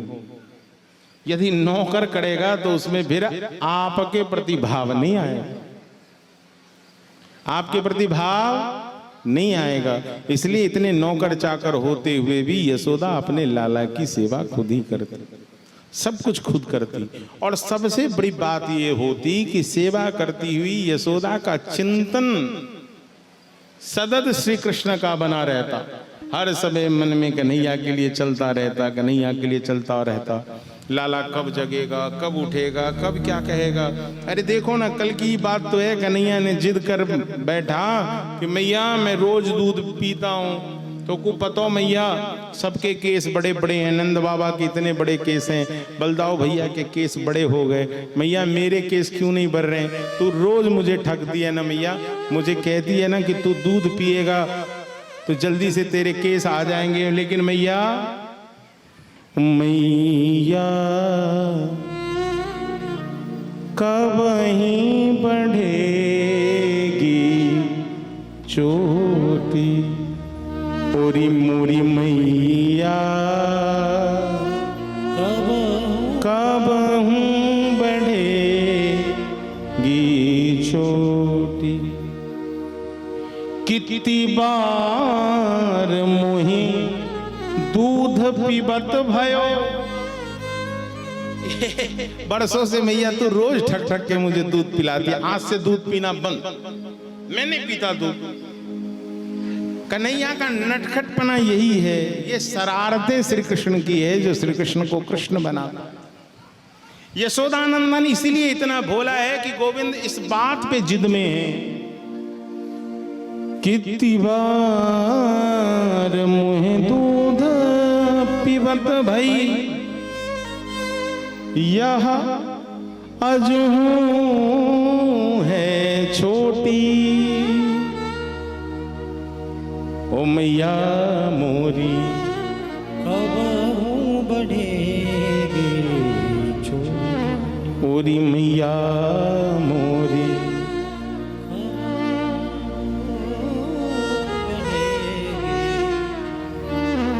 तू तो कहती बल की बेनी, जो है लंबी मोटी, लेकिन मेरी चोटी देख मैया, मेरे छोटे छोटे बाल हैं, लेकिन मैया रोज ठक ठक के कन्हैया को खूब सारा दूध पिलाती। क्यों? क्योंकि मेरा छोरा बलशाली होगा। लोग नहीं कहते आप मेरे सामने कितने अपने माँ का दूध पिया है, लोग कहते कि नहीं, ये मुहावरा है। मतलब माँ ने कैसी सेवा करी है। यशोदा कहती है दुनिया में कोई यदि मेरे छोरा को कह दिया तेरी माँ ने कितना दूध पिलाया है, तो गोविंद अपने लाला को खूब बहाना बना बना कर पिलाती।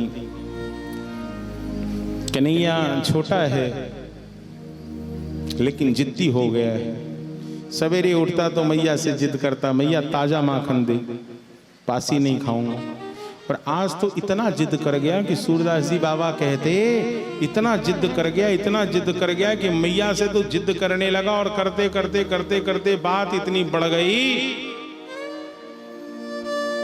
कि आज कन्हैया कहता, मैया तू कच्चा कच्चा दूध मुझे रोज पिलाती है, मैं कच्चा उच्चा दूध नहीं पीऊंगा, उबला हुआ दूध पीऊंगा, और बाद का निकाला हुआ नहीं। मतलब अवई तुरंत मेरे सामने में दही मथेगी और उसका जो ताजा माखन होगा वो ताजा माखन मैं खाऊंगा।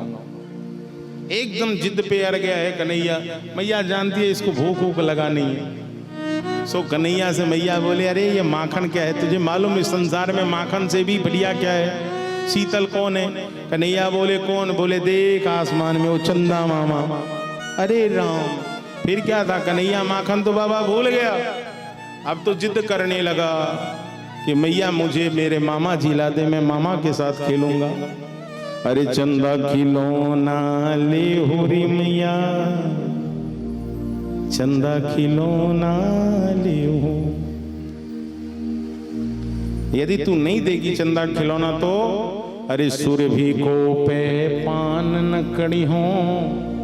रोज मेरी बेनी बनाती है ना, बेनी सिरना गुथी हो, बेनी सिरना गुथी हो री मैया, बेनी सिरना गुथी। इसलिए अरे चंदा खिलौना दे हो री मैया, चंदा खिलौना ले हो। सुरभि को पे पान न करी हो। मुझे खिलौना चाहिए। कौन सा खिलौना चाहिए? चंदा खिलौना। मैया भी बहलाने लगी और भगवान के जो सखा हैं, परम प्रिय सखा मधुमंगल आया, ब्राह्मण का छोरा है, उसने अपनी सारी बुद्धि लगा दी। एक बड़ा सा परात ले आया लाला, उस परात में उसने पानी भर दी, उस पानी में चंदा का छाया आ गया। बोले ले कन्हैया तेरे चंदा मामा इस थाली में आ गए, खेल ले। सोई कन्हैया ने छप छप छप छप 2 बार हाथ मारे, पानी बाहर और मामा गायब। कन्हैया बोले हे मधुमंगल मुझे ठग मत यार, मैं भी अब समझदार हो गया हूं, बिना चंदा नहीं मानूंगा, नहीं तो आज से मैं दूध दधी माखन मिश्री साहब खाना छोड़ दूंगा। तू ला कर दे दे मैया मुझे। मैया बोली अरे लाला ये चंदा बंदा छोड़, या चंदा से हूं सुंदर इस संसार में कोई है? चंदा से सुंदर कौन होती है मैया? मैया बोली चंदा से सुंदर ही तुम्हारे लिए एक दुल्हीन होगी, बहू जो तेरी घरवाली होगी। कन्हैया बोली अच्छा मैया वो चंदा से भी सुंदर होती है? मैया बोली हाँ। सो ही कन्हैया बोले तब तो मेरी घरवाली ला दे मुझे। मैया बोली दादी के अभी छोटा है, बछड़ा के साथ में खेलता है, घरवाली लेकर क्या करेगा? कन्हैया बोले अपने पैकेट में धर लूंगा और साथ में लेकर चलूंगा। मैया बोली पैकेट वाली की बात नहीं कर रही हूं मैं तो। बोले अरे वो वृषभानु की नंदिनी है, कीर्ति की छोड़ी है, जो अनंतानंत चंद्रमाओं को भी लज्जित करने वाला सौंदर्य जिसका है, ऐसी जो राधा है। मैं तो उस राधा की बात कर रहा था। कन्हैया ने पहली बार श्री राधा नाम सुना है,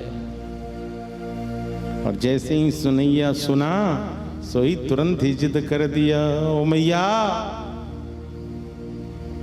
मेरो ब्याह करा दे मैया, मेरो ब्याह करा दे मैया। किससे?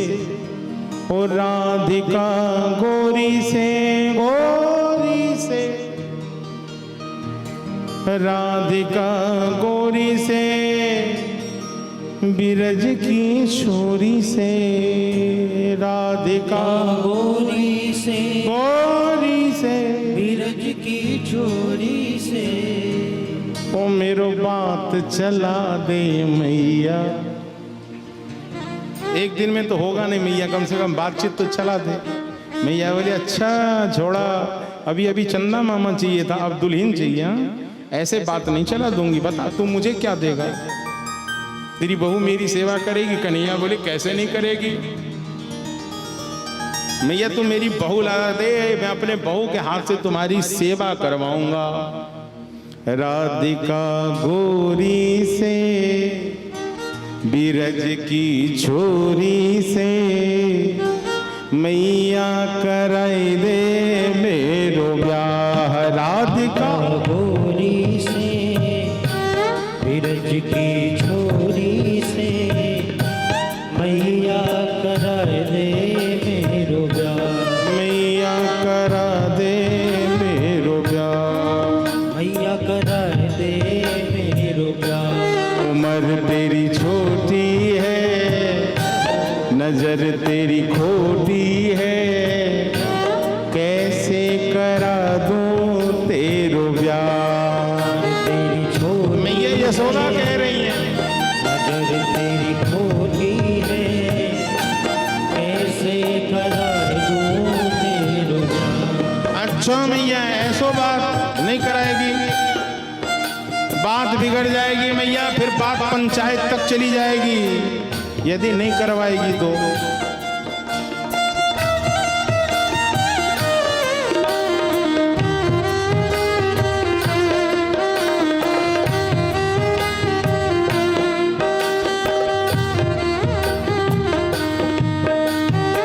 जो नहीं ब्याह कराए तेरी गैया नाहे चरा।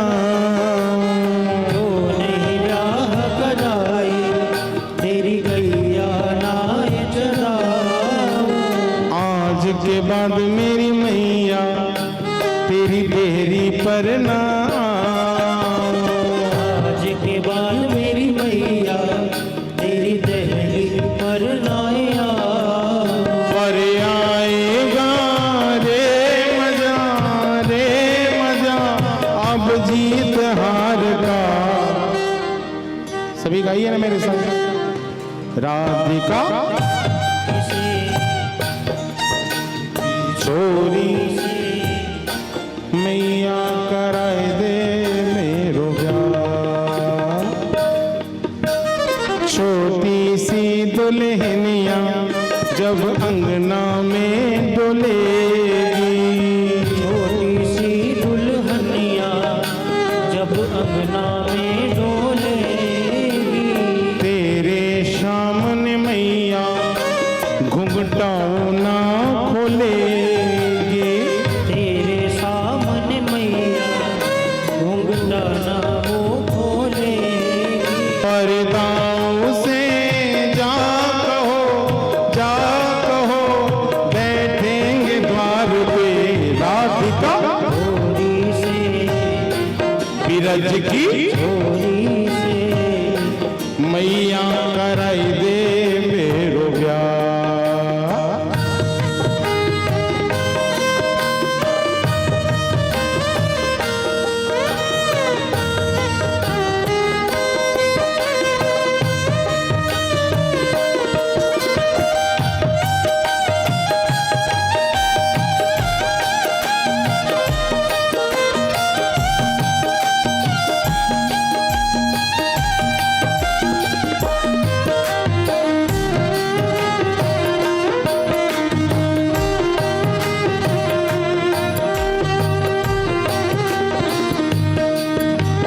चंदन की चौकी पे मैया तुझको बिठाऊं। चंदन की चौकी पे मैया तुझको बैठा। अपनी प्यारी राधा से चरण तेरे दबवाऊं। अपनी प्यारी राधा से मैं चरण तेरे दबवा। अरे भोजन में बनवाऊंगा 56 प्रकार से। राधिका गोरी से बिरज की छोरी से मैया कराए दे मेरो ब्याह। मैया करा दे मेरो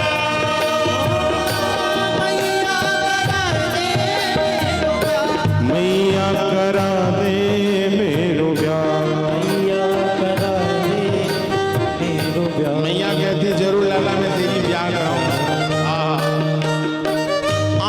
से भरकर मैया यशोदा अपने लाला को गोद में ले लेती और लेकर अपने स्तन पान कराने लगती। खूब दुग्ध चिपक कर गोविंद पीने लगता है। उसी समय घर से किसी ने आवाज दिया, मैया देख देख तेरे चूल्हे पे जो दूध चढ़ा के आई है, दूध उफन रहा है।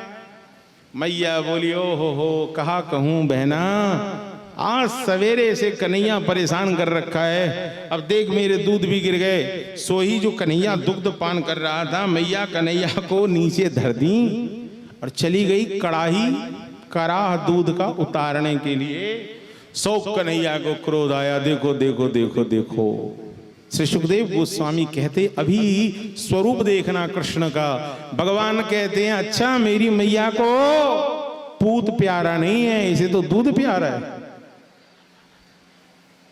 मतलब मैं पसंद नहीं हूं, मुझसे ज्यादा इसको दूध की रखवाली करनी है। अच्छा तो जिसमें दूध रखती है तो वो भांडी नहीं रहने दूंगा। कन्हैया इतना बड़ा लोढ़ा उठाकर लाया और मैया जिसमें दही बिलोती थी उस भांड को ही फोड़ दिया।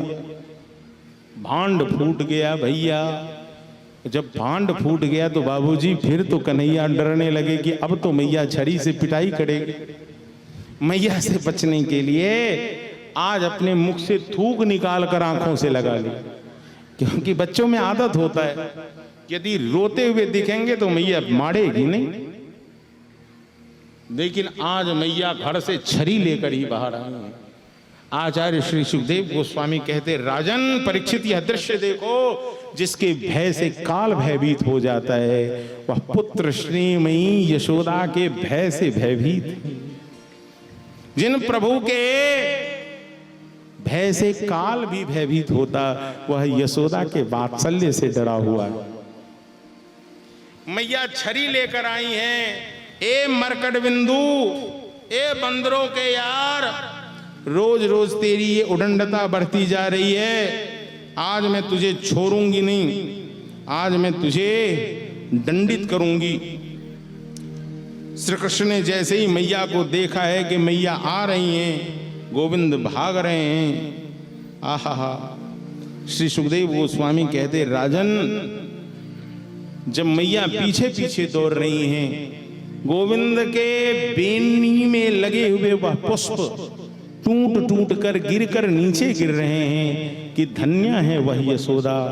यशोदा तेरे भाग्य की कही न जाए। अरे अरे देखो देखो, ऐसी बरभागनी मैया के चरणों में मैं शोभा पाना चाहता हूं। मैं श्री कृष्ण के मस्तक पे शोभा नहीं पाना चाहता। ये पुष्प भी कह रहा है कि अब मेरी शोभा यशोदा के चरणों में है, यशोदा के चरणों में।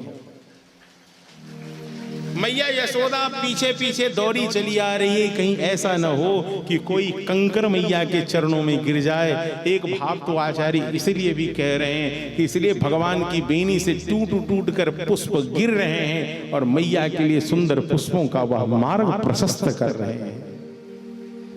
मैया यशोदा आई हैं, गोविंद भागे जा रहे हैं। मैया जानती हैं कि गोविंद तब तक हाथ नहीं आएगा जब तक मेरे हाथ में छड़ी है। आज मैया छड़ी फेंकती हैं, गोविंद को बुलाती हैं। कन्हैया देखता है, मैया मारेगी तो नहीं। मैया बोली, ना बेटा मैं तो तेरी पूजा करूंगी, आजा आजा आजा आजा छोरा आजा। जो ही कन्हैया नजदीक आया, सोई मैया जाकर धम से उसे पकड़ ली दारी के, अब बताती हूँ कि तेरी पूजा करती हूँ या स्वागत। धम से पकड़ ली हैं यशोदा, और यशोदा पकड़ कर लाई हैं और आज कहती हैं कि जिस ऊखल पर खड़ा होकर माखन की चोरी करता है। माता जी एक बात बताऊं, ये ऊखल भी कहाँ का है मालूम? जिस ऊखल पे गोविंद माखन की चोरी करते हैं, ये ऊखल वास्तविक रूप से गोविंद को मिथिला में प्राप्त हुआ था। कहाँ प्राप्त हुआ था? हाँ, जब यहां आए और पहली बार सखियों ने पकड़कर गोविंद श्री राम से बोला कि चीत चोर बाज बनोलन है, तो पद में भाव क्या आया? सोने के उखरवा मनिन के मुसरवा। ये जो ऊंखल है सोने का ऊंखल, उसी समय राम जी को पसंद आ गया था। इसका उपयोग करूंगा कब? जब कृष्ण बनकर आऊंगा, इसी ऊंखल पे खड़ा हो जाऊंगा और माखन की सोने के उखरवा मनिन के मुसरवा, आठे चौट चौरवा छोरो लेने है आए। आठ चोट चोरवा छोरो लेनी है। चीत चोर, ये ऊखल वहीं से आया है। इसलिए मैया यशोदा कह रही है, ए माखन चोर मरकट बंधु, मैं तुझे सजा दूंगी। कैसी सजा? मैया बोली, इसी ऊखल से तुझे बांध दूंगी। लेकिन भगवान चूंकि ऐश्वर्य स्वरूप हैं, मैया का वात्सल्य है, मैया बांध रही हैं गोविंद को, लेकिन वो कोई भी रस्सी दुनिया में नहीं बनी जो जगन्नाथ को बांध सके, जगदीश को बांध सके। कौन बांध लेगा? फिर एक रस्सी आई है कहां से? एक मात्र प्रेम की धागा ही वह धागा है, वह रस्सी है, वह रज्जू है जिसमें गोविंद को बांधा जा सकता है। और वह रस्सी बरसाने से मंगाया गया, बरसाने से आए रस्सी से, क्योंकि वृंदावन गोकुल के सारे रस्सी बाबा छोटे पड़ गए और बरसाने से जब रस्सी आया है, गोविंद कहते मैं तो प्रेम के बंधन को मैं तो प्रेम के बंधन में सदा बंधा ही रहता हूं। और गोविंद प्रेम के बंधन में माता जी बंध गईं। और उस ऊंखल बंधन का उद्देश्य यही है कि संत नारद के श्राप से श्रापित यमलार्जुन का भगवान को उद्धार करना है। और यमलार्जुन का आज गोविंद ने उद्धार किया है। जो दोनों नल नील भैया हैं, जो अर्जुन के वृक्ष के रूप में बन गए थे, गोविंद ने स्पर्श पाया, जर से चैतन्यता प्राप्त हो गई। भगवान ने यमलार्जुन को आशीर्वाद दिया। यमलार्जुन का भाव देखो कि ये कहता है कि ठाकुर मुझे कुछ नहीं चाहिए तो मेरी वाणी सतत आपका गुण गाए। मेरी वाणी हरि गुण गाए, मेरी वाणी हरि गुण गाए। वाणी गुणानुकथने श्रवणों कथायाम, यही तो कह रहा है। मेरी वाणी हरि गुण गाए और मेरे कान क्या करें? तो हरि कथा श्रवण करें। वाणी गुणान कथने श्रवणों कथायाम हस्तौ च कर्मसु तव पादयोर्नः, ये मेरी हाथ आपकी सेवा करे और ये मेरे सिर सदा सरकार आपके चरणों में लगा रहे। कुछ नहीं। यमलार्जुन का उद्धार हो गया। बंधुओं, गोकुल में माता जी ये निर्णय हुआ कि इस नगर में जब से गोविंद है कोई ना कोई संकट आता है, इसलिए निर्णय हुआ कि अब गोकुल को छोड़ देंगे। जहां अपना लाला सुरक्षित नहीं है, ऐसे नगर में नहीं रहना प्रवीण जी, इस नगर को छोड़ देंगे। कहां जाएंगे? बोले वृंदावनम। गोकुल का परित्याग हुआ, सभी वृंदावन आए। वृंदावन में भैया अघासुर का उद्धार हुआ, धेनुकासुर का उद्धार हुआ, वत्सासुर का उद्धार हुआ। चूंकि समय पूर्ण हो चुका है आज के सत्र का, इसलिए मैं विस्तार नहीं कर पा रहा हूं। और इस प्रकार से करते हुए गोविंद अघासुर के मुख से सभी बालकों को संरक्षित करते हैं, अमृतमयी वाणी सुनाते। ब्रह्म मोहन, ब्रह्मा भी भगवान के लीला से मोहित हो जाता, तो इंद्र भी भगवान के लीला से मोहित हो जाते। श्रीमद् भागवत में ब्रह्मा के ऊपर कृपा करने के लिए कि ब्रह्मा ब्रजवासियों की सेवा कर ले तो अवसर प्रदान किए। और इंद्र, चूंकि इंद्र के पूजन का विरोध गोविंद ने कर दिया, इसलिए उसके मन में ये ईर्ष्या आ गई, ये रोष आ गया कि अरे ये मेरी सेवा बंद कराकर अपनी सेवा कराता है, मैं तो इस ब्रजमंडल को जलमग्न कर दूंगा। उससे पहले गोविंद आज गोपाष्टमी के दिन मैया ने अपने हाथों से गोविंद से गैया पूजन कराया है। चूंकि ये गोपाल हैं, गोविंद हैं, आज से कन्हैया गोपालक हो गए। क्या हो गए? क्या हो गए? गोपालक हो गए, गोपाल हो गए। वन से गैया चराते हुए गोविंद आए हैं। और आज रात्रि में गोविंद विचार करते हैं कि जमुना का जल जो दूषित हो गया है, इस जल को शुद्ध करना है। आज आपस में गेंद गेंद की खेला खेली गई है और गोविंद खेल ही खेल में आपको विदित ही है कि किस प्रकार से कालिया दह में कूदकर उस कालिया नाग के फन पर नृत्य किया है, उस कालिया को अपने बस में किया है। प्रयोजन यही है कि यदि भक्त के जीवन में कोई कष्ट देने का प्रयास करेगा, गोविंद कहते तत्क्षण में वहां उपस्थित हो जाता हूं। जहां नाग पत्नियों ने ननाग पृष्ठम न च सार्वभौमम न पारमेष्टम न रसादेव सिद्ध रसादिपत्यम न योगी शुद्ध पुनर्भम वा वाक्षन्ति यत पाद रज प्रपन्ना। हे भगवान, यदि आपने मेरे पति जी को अपने चरण रज प्रदान कर दिए हैं तो इनका अब अमंगल तो होगा नहीं, ये मृत्यु को तो प्राप्त नहीं होंगे। नाग पत्नियों के वंदना करने से जहां गेंद गेंद की खेला खेलते हुए कहा ओ काली देह पर खेलन आयो री,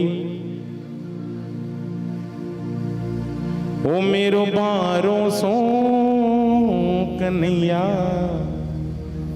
मेरो बारो सो कन्हैया। ठाकुर जी छोटी छोटी लीलाएं एकदम छोटी सी लगती है, लेकिन उसके भीतर बड़ा रहस्य होता है। इधर कालिया नाग से इधर बचाए हैं ब्रजवासियों को, और उधर वृंदावन में आग लग गई है। एक तरफ भगवान दावानल की अग्नि का पान कर रहे हैं और दूसरी तरफ कालिया नाग से सब गोप और गो बालकों को बचाते हैं। फिर श्रीमद् भागवत में वर्षा और शरद ऋतु की चर्चा है। यही वर्षा ऋतु है। चतुर्मास्य सावन आया, भादो आया, आश्विन आया और कार्तिक ये वर्षा ऋतु आया है, जहाँ गोपियाँ श्री कृष्ण के वेणु को सुनती हैं। वेणु को सुनकर ये गोपिकाएं अतिशय विह्वला हो जाती हैं। बरहा पीनम नटवर वपो कर्णयो कर्णिकारम वृद्धर्वासः कनक कपि संवैजयन्तीं च मालाम् रन्ध्राणवेणो अधर सुदया पूर्णयन् गोपवृन्दै वृंदारण्यम स्वपदरमणं प्राविशद्गीतकृति। भगवान बरहापीडम है, नटवर है। नटवर का मतलब होता है नाचने वाले में जो श्रेष्ठ है। दो ही संसार में नर्तक हैं, एक तो नटराज हैं जिनका नाम महादेव है, उनका नाम क्या है? नटराज। और उनसे बड़े हैं नटवर, नटवर बपुधारी, जो तीनों लोक को विजय प्राप्त करने वाले हैं। ऐसी बंसी बजाते जहां गोपियों को कहना पड़ता है अक्षबंदम फलमिदम न परम विदामम सख्यम पशुनुनम। आपकी ये बंसी मैं सुनती हूँ, बड़ी प्यारी लगती है, प्यारे मन को मोह लेती है। सूखी सूखी लकड़ियाँ भी हरी हो जाती है। इसलिए ये प्यारे हर समय बंसी बजाइए, एक वक्त को छोड़ दिया कीजिए। कब छोड़ दूं? गोपियाँ कहती हैं जब मैं पाकशाला में होती हूँ और रंधन क्रिया कर रही होती हूँ, रसोई बनाती हूँ, उस समय बंसी न बजाऊं। गोविंद बोले क्यों? मैं बंसी क्यों ना बजाऊं? मेरी बंसी सुनेगी तो और सुंदर तुम्हारा जो भी रसोई बनाएगी, रंधन करेगी, अच्छा होगा। गोपी बोली अच्छा तो होगा तब जब बनेगा, क्योंकि जब आप बंसी बजाते हो तो मैं बेसुध हो जाती हूँ। और इतना ही नहीं, हमारे चूल्हे से भी रस बहने लगता है, मतलब लकड़ियाँ भी गीली होकर रस प्रवाहित कर देती है। मतलब भगवान के मुरली में वह चमत्कृत स्वरूप है। उसी वेणी गीत को बाबा विद्यापति की पदावली में एक पद में यदि रख दूं तो बात भी बन जाएगी, जहां गोपियां का सभी प्रकार से एक ही अनुरोध है, गोप्या किमाचरदयं कुशलं सबीनु दामोदरा अधर सुधामपि। हे दामोदर, आप अपने अधर पर जब उस बंसी को धारण करते हो तो उससे अमृत प्रवाहित होता है। इसलिए विद्यापति कहते क्या, हे सुनो सुनो रसिया आपने बजाबो, यो आपने बजाबो विपिन बंसिया। सुनो सुनो रसिया आपने बजाबो, यो आपने बजाबो, यो आपने बजाबो विपिन बंसिया। सुनो सुनो रसिया आपने बजाओ, हे आपने बजाबो विपिन बंसिया। सुनो सुनो रसिया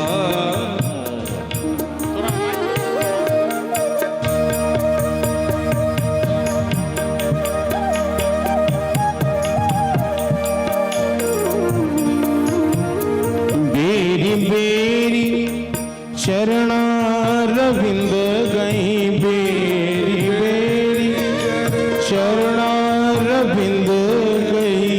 सदा रहावा सदा सदा रहावा बनी दसिया। हाँ हाँ सब क्यों कवियो बनी दसिया। सुनो सुनो रसिया आपने बजाओ, आपने बजाओ विपिन बंसिया। सुनो सुनो रसिया की छलों की होय अपने जानो, की छलों की हो अब नहीं जान, की छलों की होय अब नाही जानो।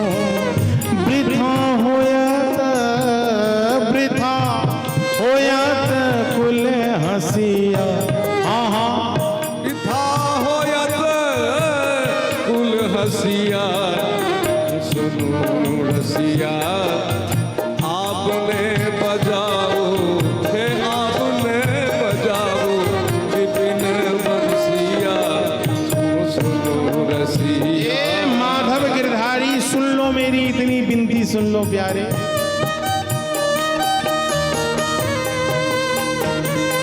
तुम्हारी इस बंसी ने मेरी दुर्दशा कर रखी है। ये बंसी मुझे दंसित करती है। अनुभव ऐसन मदन भुजंगम। ये बंसी की धुन जैसे कोई स्नेक बाइट कर लेना, आदमी छक्का मारता। ये गोपियां कहती हैं वो ऐसा ही, ऐसी स्थिति मेरी होती है। अनुभव ऐसन मदन भुजंगम, अनुभव ऐसन मदन भुजंगम। हृदय गेल, हृदय गेल मोर डसिया। हाँ मोर डसिया।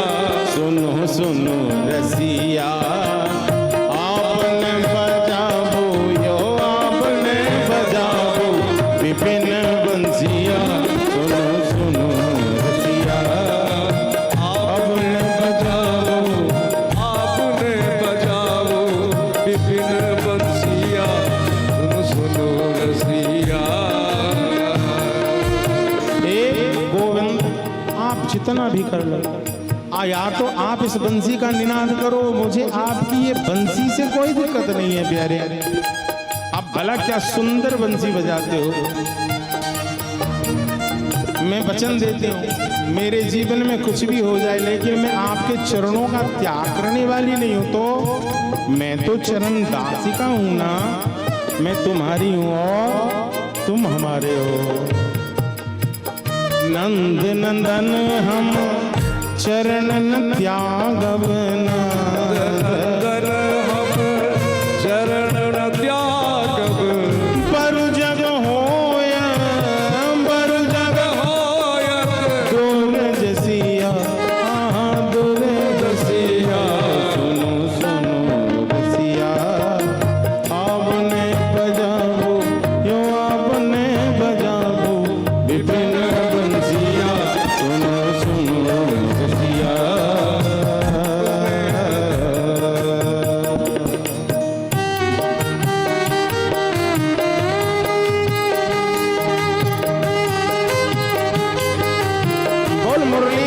मैया की, बोल बाबा विद्यापति की।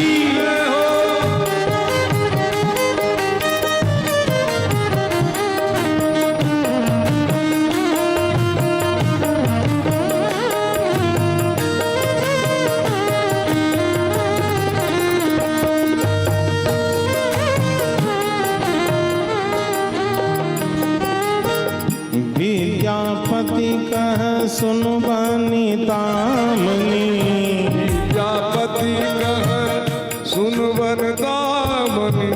तिरमुख जीत, तिरमुख जीत, जीतल रसिया, जीतल रसिया धन धन तोर भाग गुआरिन, धन धन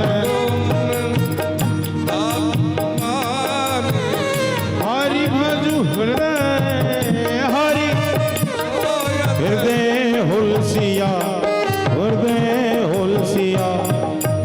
एक बार दोनों हाथ उठाकर सभी कहना क्या? हे सुनो सुनो रसिया, आपने बजाओ विपिन बंसिया। सुनो सुनो रसिया, आपने बजाओ यो, आपने बजाओ यो, आपने बजाओ यो, आपने बजाओ विपिन बंसिया। सुनो सुनो रसिया, आपने बजाओ विपिन बंसिया। सुनो सुनो रसिया, सुनो सुनो रसिया, सुनो सुनो रसिया, सुनो सुनो।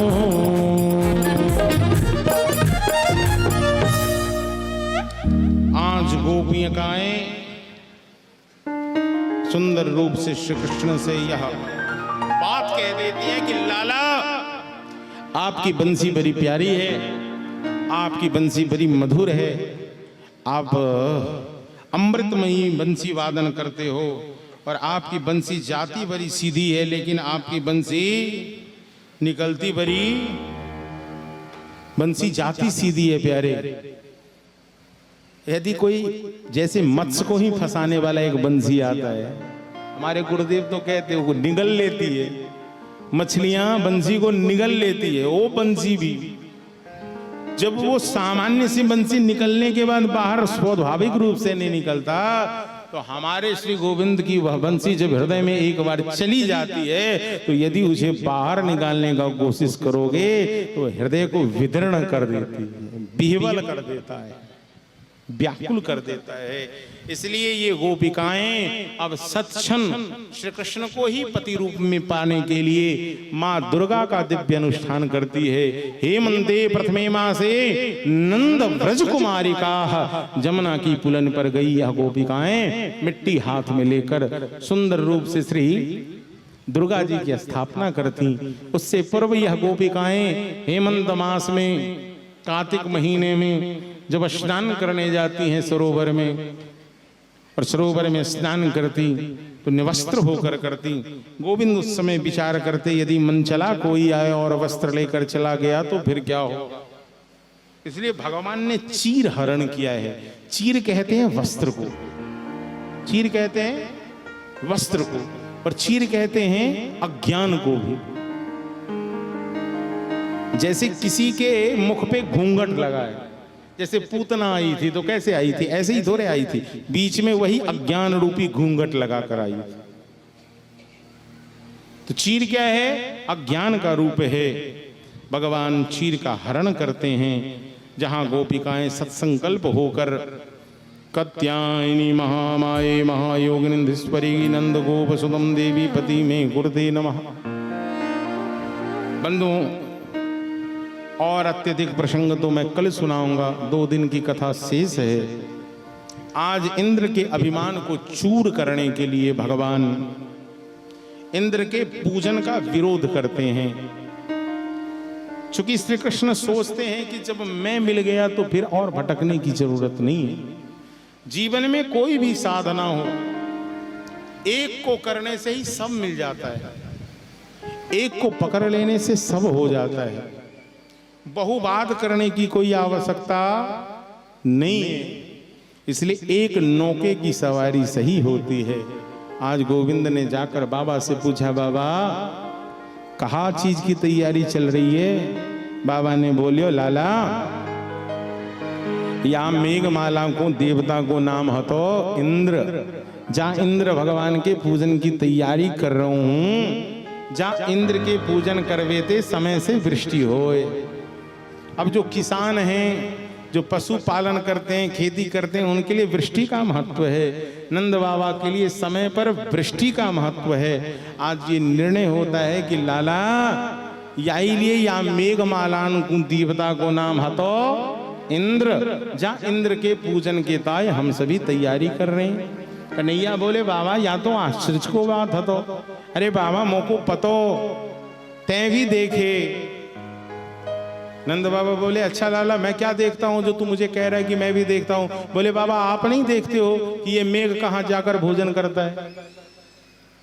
नंदा बाबा बोले कहाँ करता है। बोले अरे उसी गोवर्धन पहाड़ी पे तो मैं देखता हूँ, सब बादल जाता है और वहां भोजन करता है और आकर वृष्टि करता है।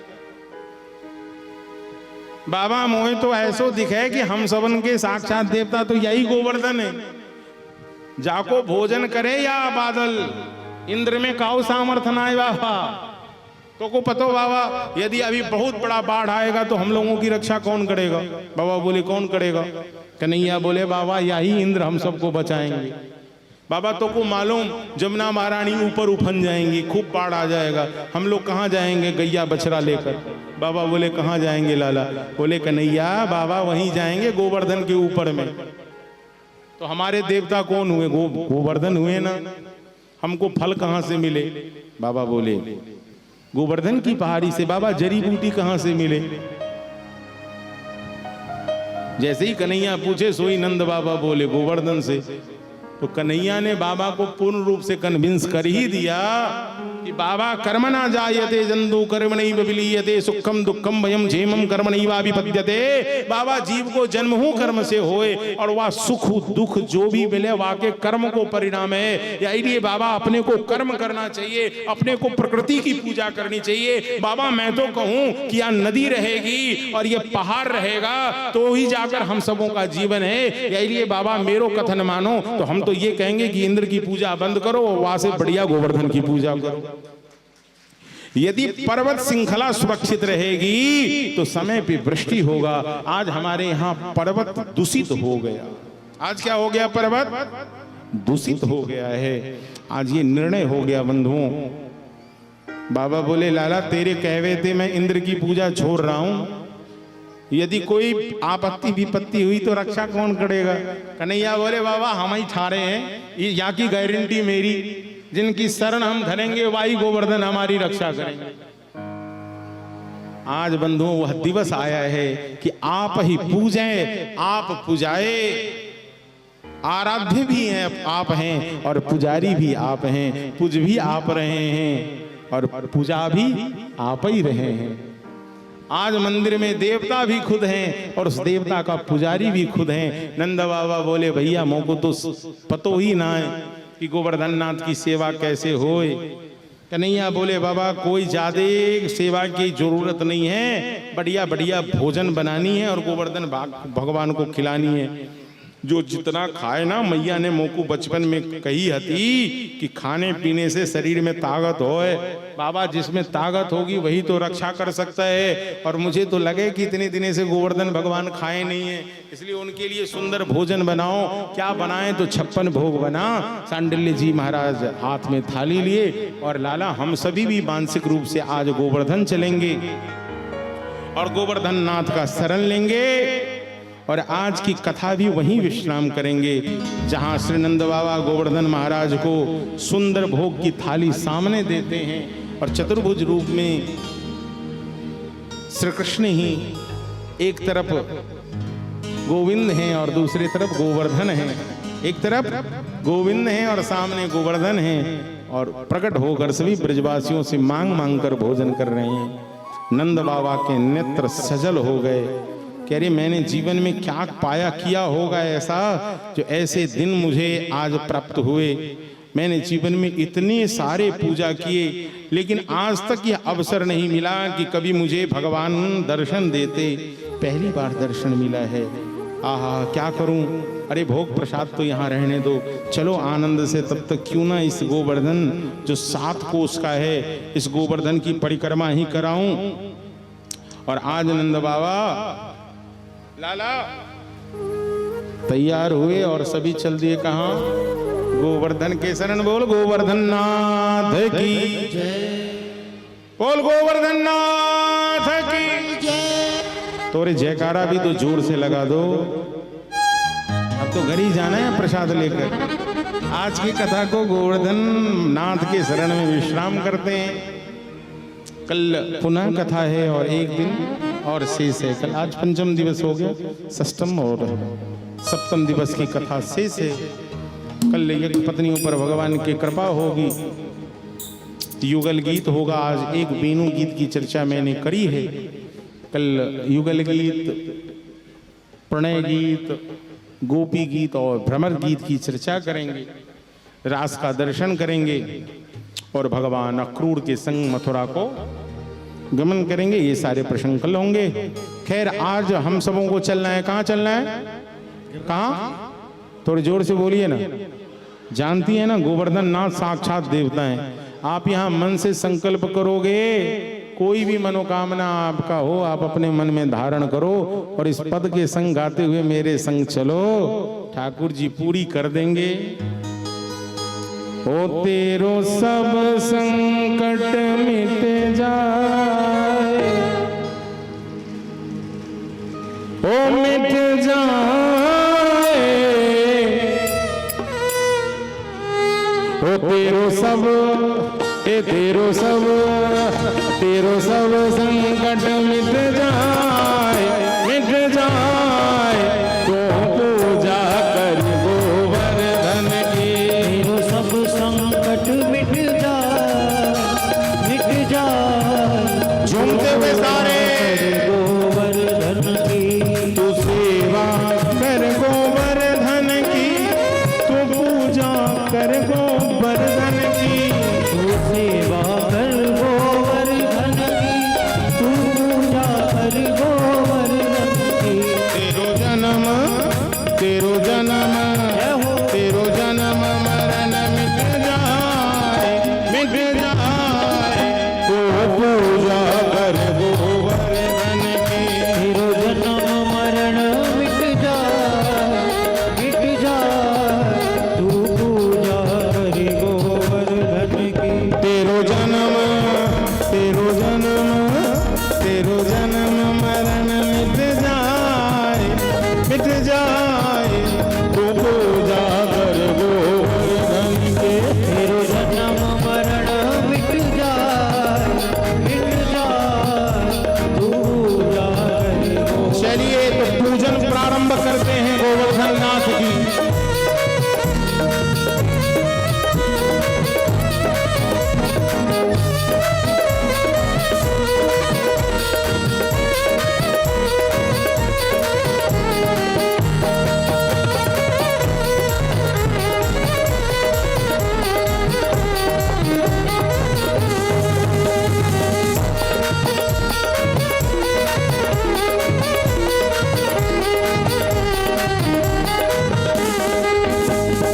सबसे पहले गोवर्धन के शरण में जाकर करना क्या है? अरे सब मिली प्रणाम पहले कीजे, सब मिले प्रणाम पहले कीजे।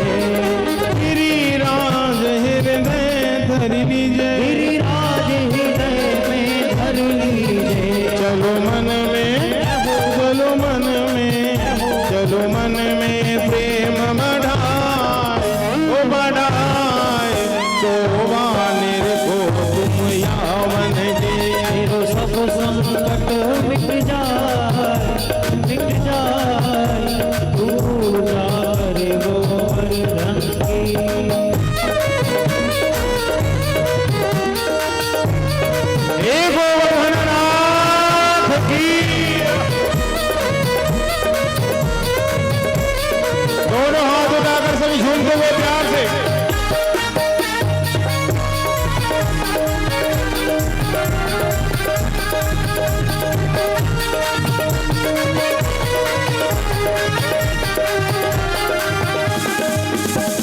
अरे आगे पूछरी लोटा है, आगे पूछरी को लोटा है, जो खाए खाए भयो सिलोटा है, खाए खाए भयो सिलोटा है। करो सब प्रणाम सिर नहाए, सिर नहाए, जो रक्षा करे अपने जन की। करो प्रणाम सिर नाय, जो रक्षा करे अपने जन की।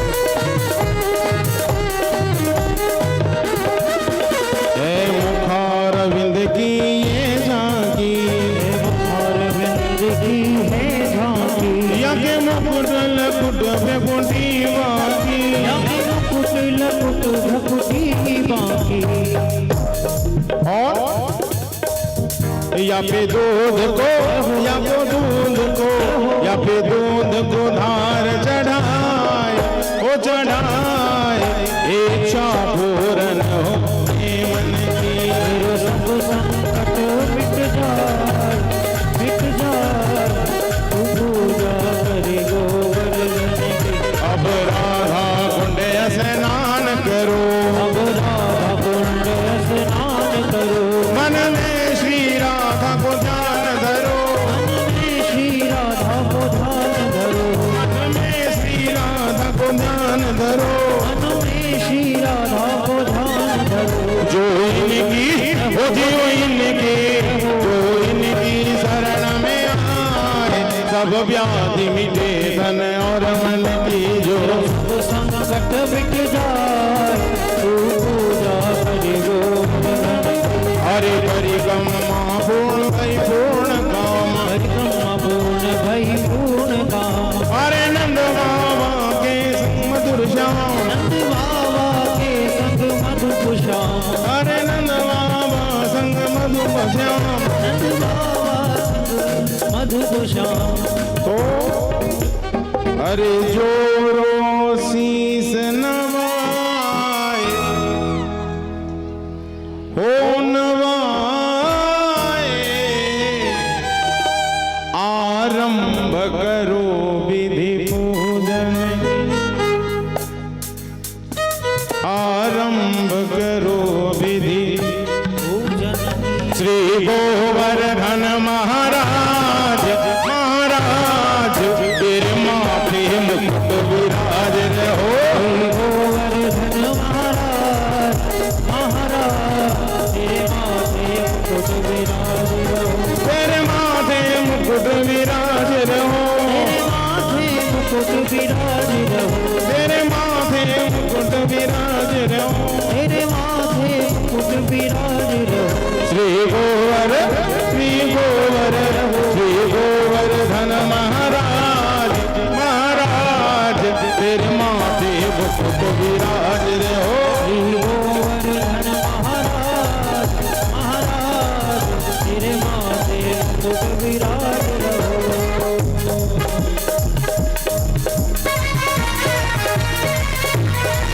श्री राधे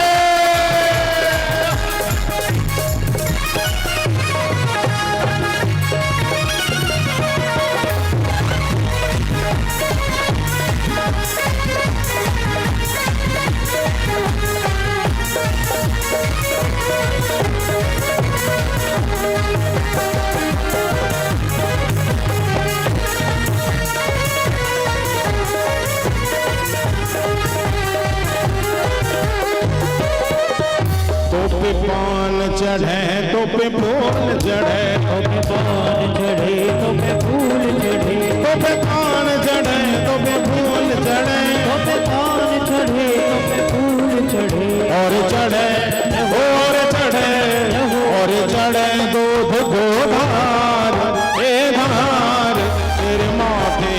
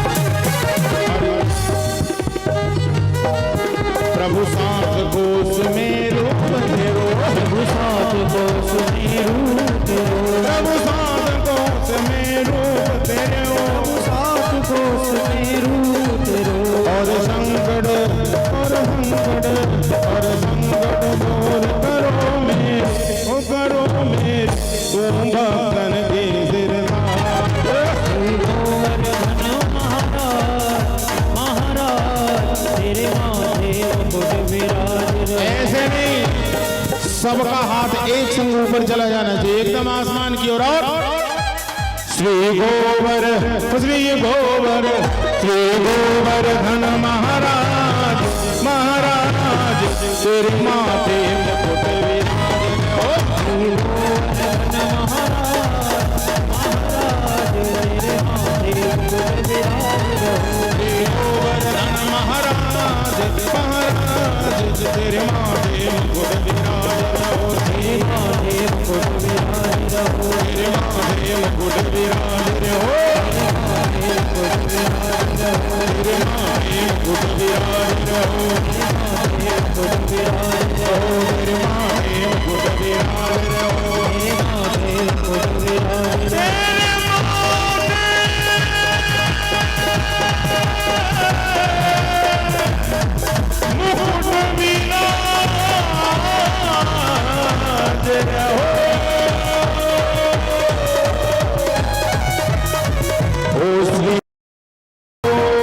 गोवर्धन महाराज हे महाराज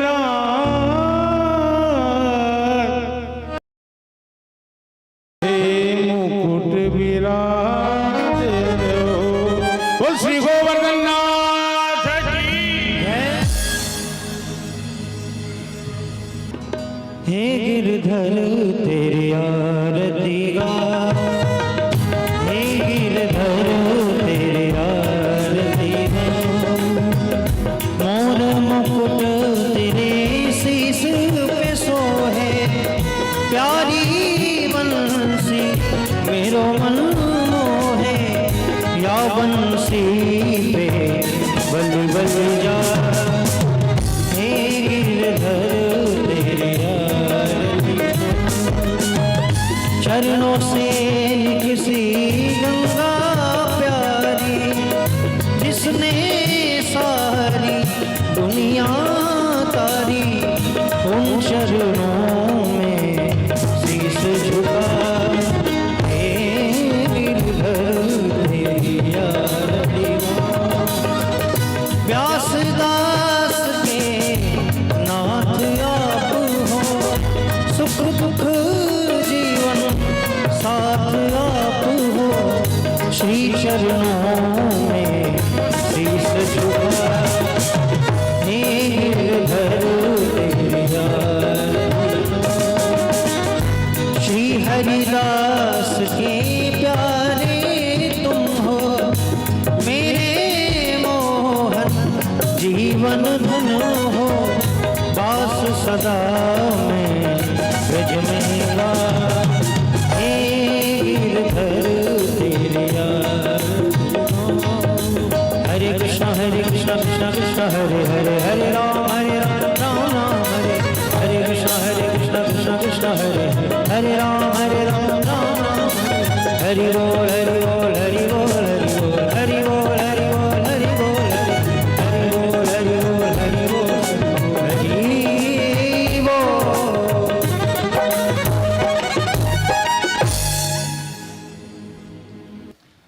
हरिः ओं महाजलेन शीतलीकरणं पुष्पे देवादिवन्दनम् आत्मारोग्यादिवन्दनं मातृवारं देवं दर्शयामि।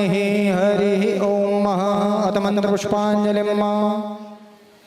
हरिः ॐ जग्नेन जग्नमय जन्ता देवस्थाने धर्माणि प्रथमान्यासन्नाते हरा महिमानः सचन्द्र यत्र पूर्वे साध्याः शान्तिदेवाः श्रीवन्दिकापकुलचम्पकपाटलब्जे पुण्यगजात् करवे शालपुष्पे बिल्वप्रभार तुलसी दलमञ्जलिभिः त्वां पूजयामि जगदीश्वर मे प्रसीद।